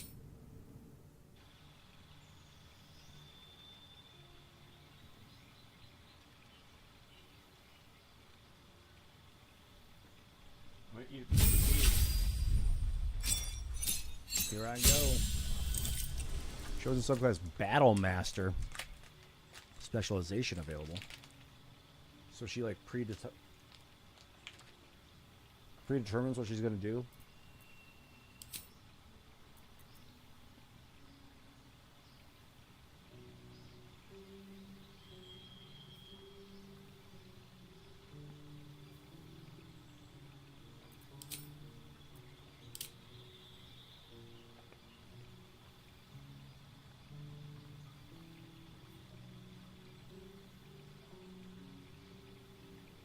Oh, that's cool. You just hit harder. Eldritch Knight? No, she doesn't need spells. She's pure combat.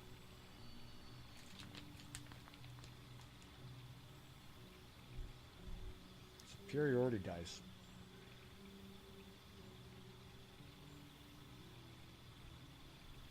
Okay. Okay. Superiority dice. Fuel maneuvers.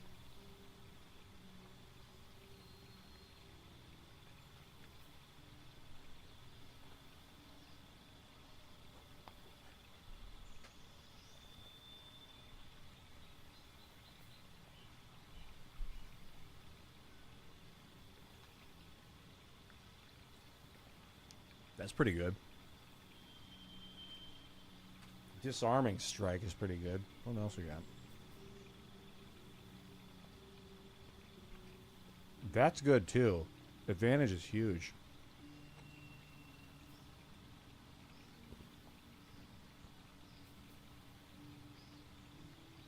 I think the best defense is a good offense.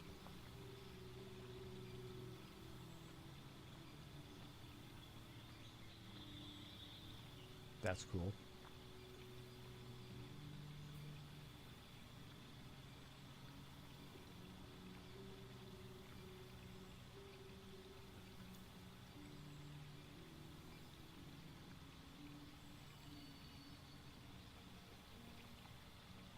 Oh, that's great. Especially for the bard who's like up close. So I gotta pick 3, okay.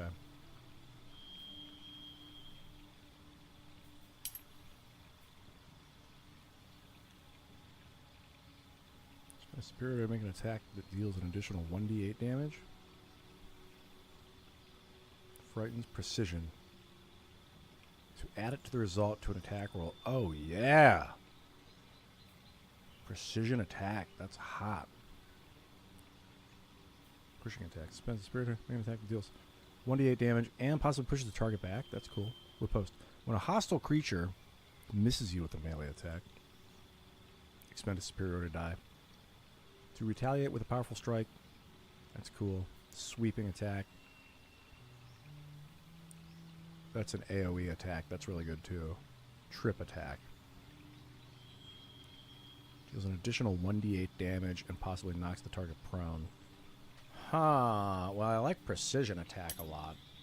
Maneuvering attack's cool. Gets people on the battlefield where they disarming attack. Get rid of for sweeping attack. I like the idea of hitting multiple guys at once. Precision attack is badass. God, missing a hit that you need is like the worst. And then the spirit have a friendly move. I like it. Lizelle, you're a badass. Well, how do we get this started? With fire? At least there's no skeletons this time. Who's in here? I see 1, 2, 3. I see 3 of them. Is that all there is? Empty-handed again. I guess Lizelle could get up close. Oh, there's 4. There's a wizard. With every breath, So he separates them. Yeah, Lizelle, you move first. Get in a position. Steps. Oh, let's do this. Should have worn better boots. I'm ready. I see a way. I can be subtle sometimes.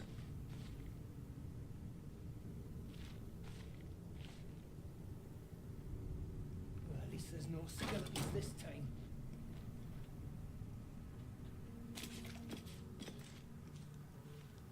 Oh shit! Don't get seen! Don't get seen!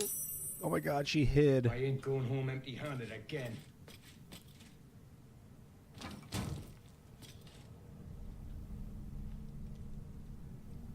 Okay, get out of there. I gotta think this through before I go. Wow, he almost saw her. That was crazy.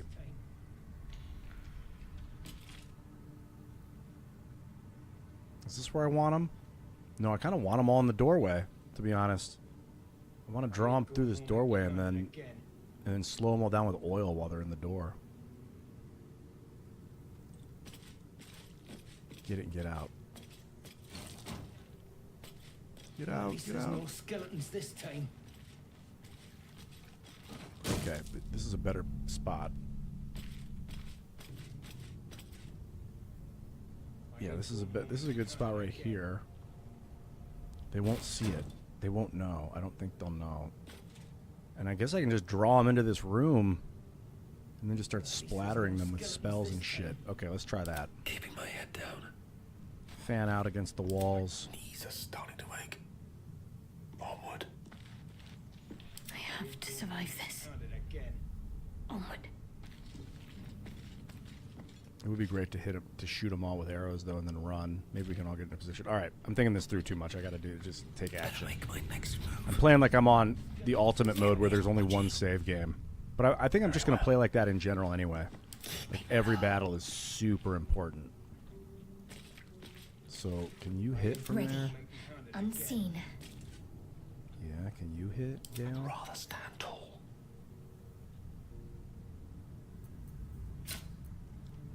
No. Get from there. Yeah, you can. Okay. And what about you, Philip? Taking my time in the shadows. Okay, they can all hit. My hand slipped. No. Yeah, right there is good. Can you hit from here? Inside the normal range? He's outside your normal range. Okay. Well, at least there's no skeletons this time. Can I shoot all? I don't think I can tell them all to open up at once. It's got to be one guy. Oh shit! Take a shot, Lizelle. That would be cool. Wow, he moved quick. Fast enough reflexes too. All right, we got to pull back now. I did get that sneak attack though.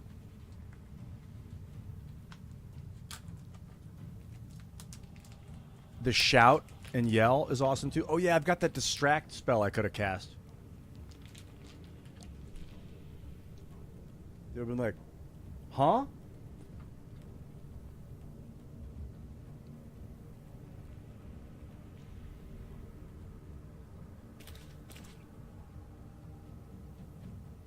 Not enough resources. Oh, okay, so he's still slow.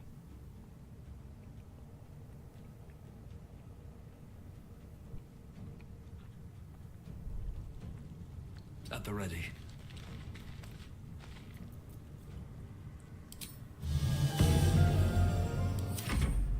Clear off! We got here first.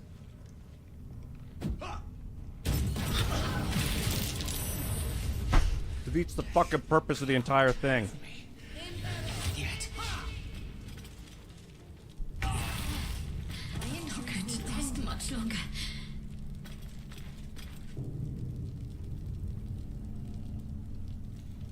I thought the NPCs would be more stupid than that.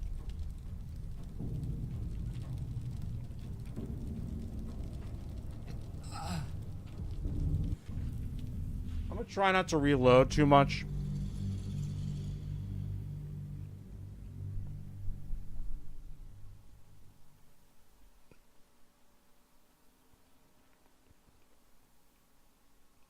The AI is better than I thought it was. Okay, that's good.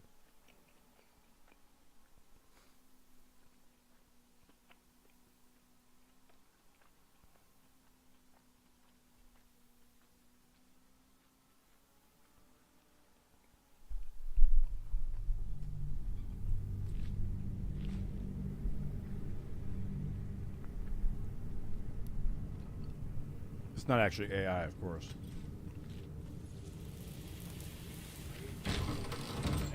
Oh my god. Hide, you guys. Jeez. Oh.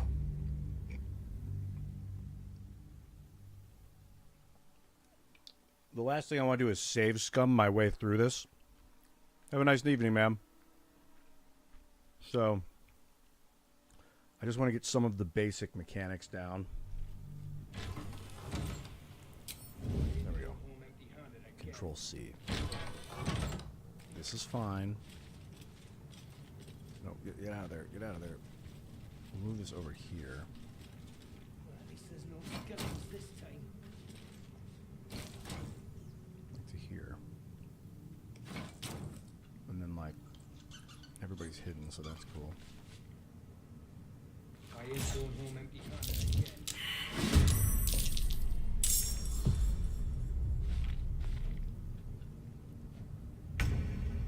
Swift as my feet can carry me.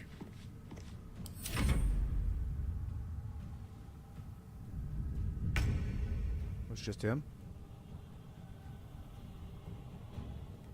Well, that's cool. They can still move. Oh, that's sweet. They can still take actions. That's hardcore. Your pain, my pleasure.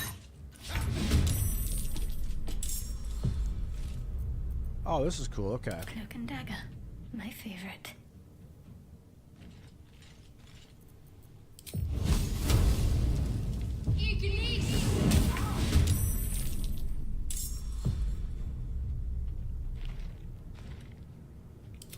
Oh my god, I still have that explosive barrel right here. Hopefully it doesn't.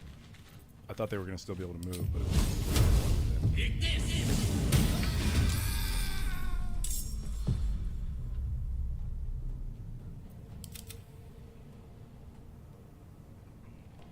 so what now? Nothing will stand in my way. So I still got another action. How far can I shoot? Not far. Guess I should just wait. Cantrip? Any cantrips? Is that a can't? No, it's level 1. What's this?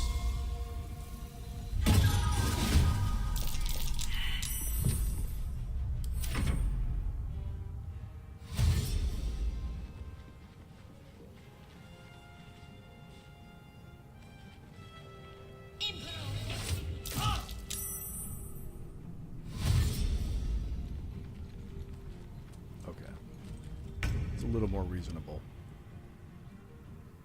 This was like in the view of that guy, I think, which was whatever.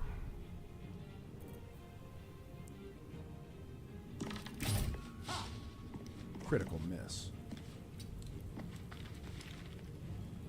No gloom, all Get doom. back. Oh, I guess I can hit him first. Eat this. Run. With ease.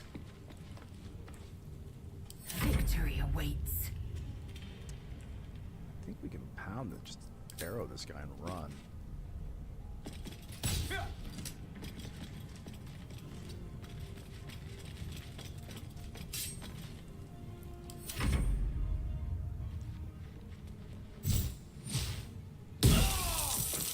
God.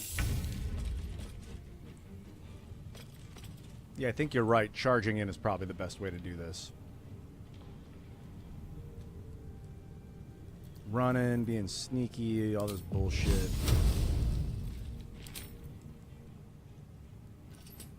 I haven't even used the explosive barrel. Moving. Gale, get up.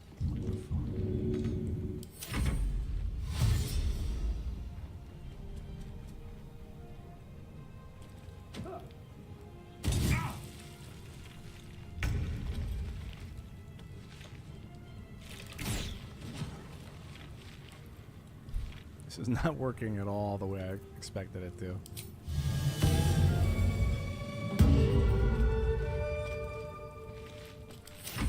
What fools these mortals be. At least that worked. Time to strike. Taste my fury. Out of the way.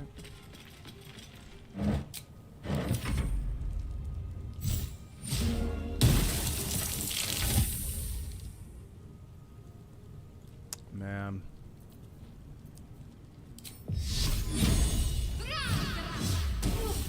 Jeez, that hit hard as fuck. Okay, you need to heal these guys. Heal, her.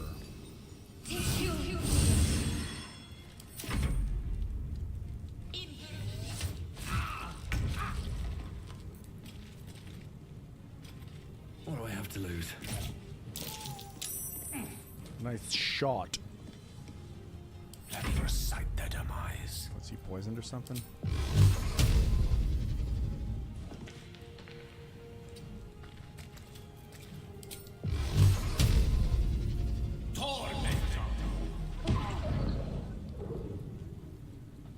Stand to drink a potion, dude. I'm fury. I am death.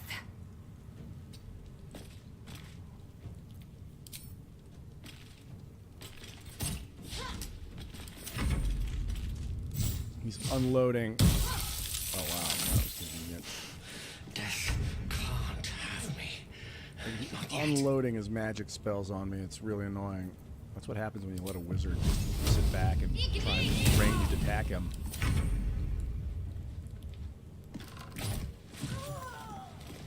Alright, that was brutal. Oh, she leveled up again? What the fuck? Can't afford to stay idle. With this party, I think I'm better charging in with my fighter as a distraction. Especially if they have a wizard in there. Let's level up. Let's level up, shall we?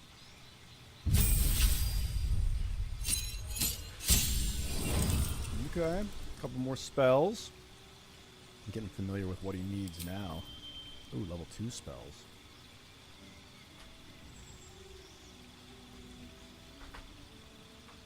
He's an evoker, so I'm going to take some evocation magic. I think I'm going to take this. Scorching Ray, for sure. What else can he do?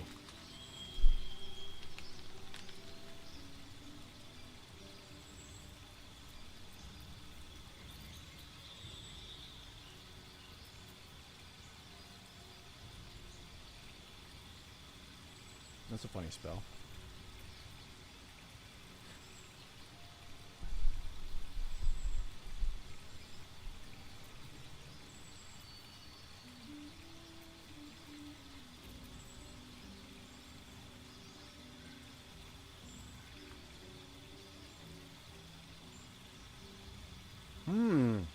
That's interesting.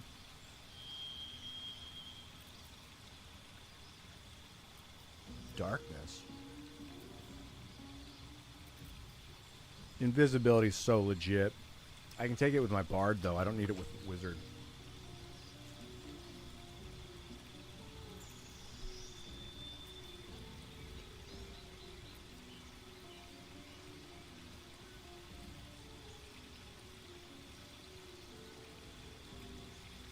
Yeah, that's a good one.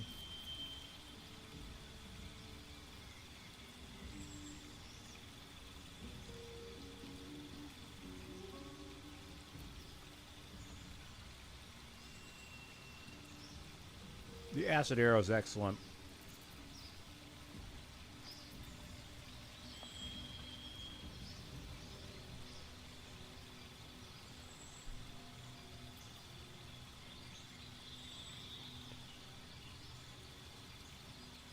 That's also phenomenal. Misty Step. I'm taking it to teleport. I mean, other things I'd want, mirror image. I really like darkness. Being able to bind archers in the darkness would be really good. There's a lot of archers in this game that are up high. But being able to teleport is amazing.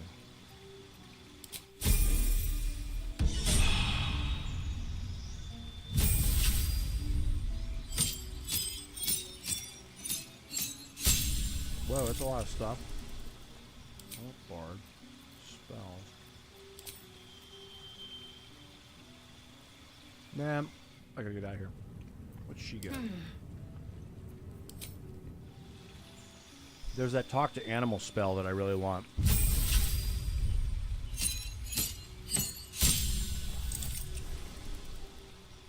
she talk with animals?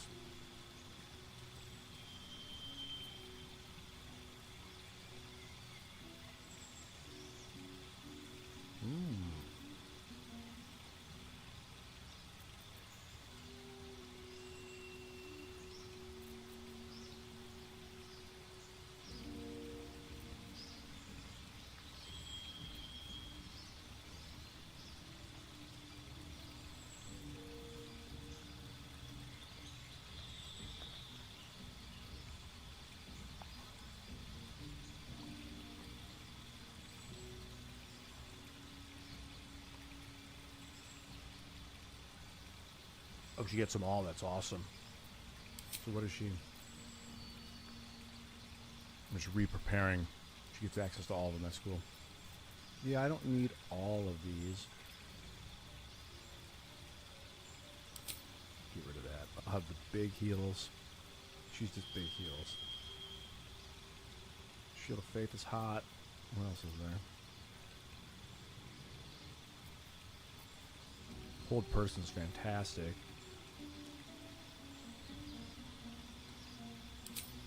So nasty. If it works. Restoration's awesome. Silence. I love the Guiding Bolt. Never used the Protection from Good and Evil. Shield of Faith is cool. What is there? Blindness. Blind a creature. I like abilities that don't have saving throws, that just do stuff.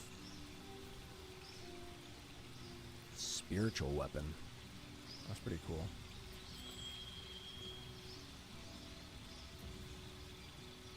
Protection from poison. That's awesome.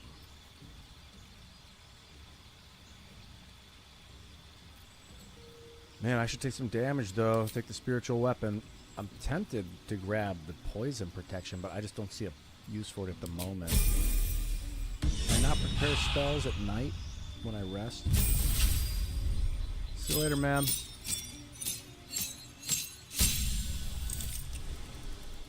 Yeah, I'm getting a little fatigued myself. I think I might actually turn it in for the night before I even level up. Think about this and then level up at the beginning of the next playthrough. I'm going to go wind down for the evening. This is what happens when I get up at 6:30 in the morning. The night comes fast. And maybe eat a little bit and take it easy. But you guys have been absolutely spectacular in chat. It's been super fun. So I will be back tomorrow in the afternoon. Subscribe and follow on YouTube and Twitch and X, because you'll see me on one of those three, probably all three of the platforms I'll be going live. So keep your eyes peeled, and I will be back again tomorrow. This has been Baldur's Gate 3, hot as hell. It's actually very hot in this room as well, but this is hot. I love this game. I love it. We'll see where this guy goes. I played through this part before, so I knew what to expect there with those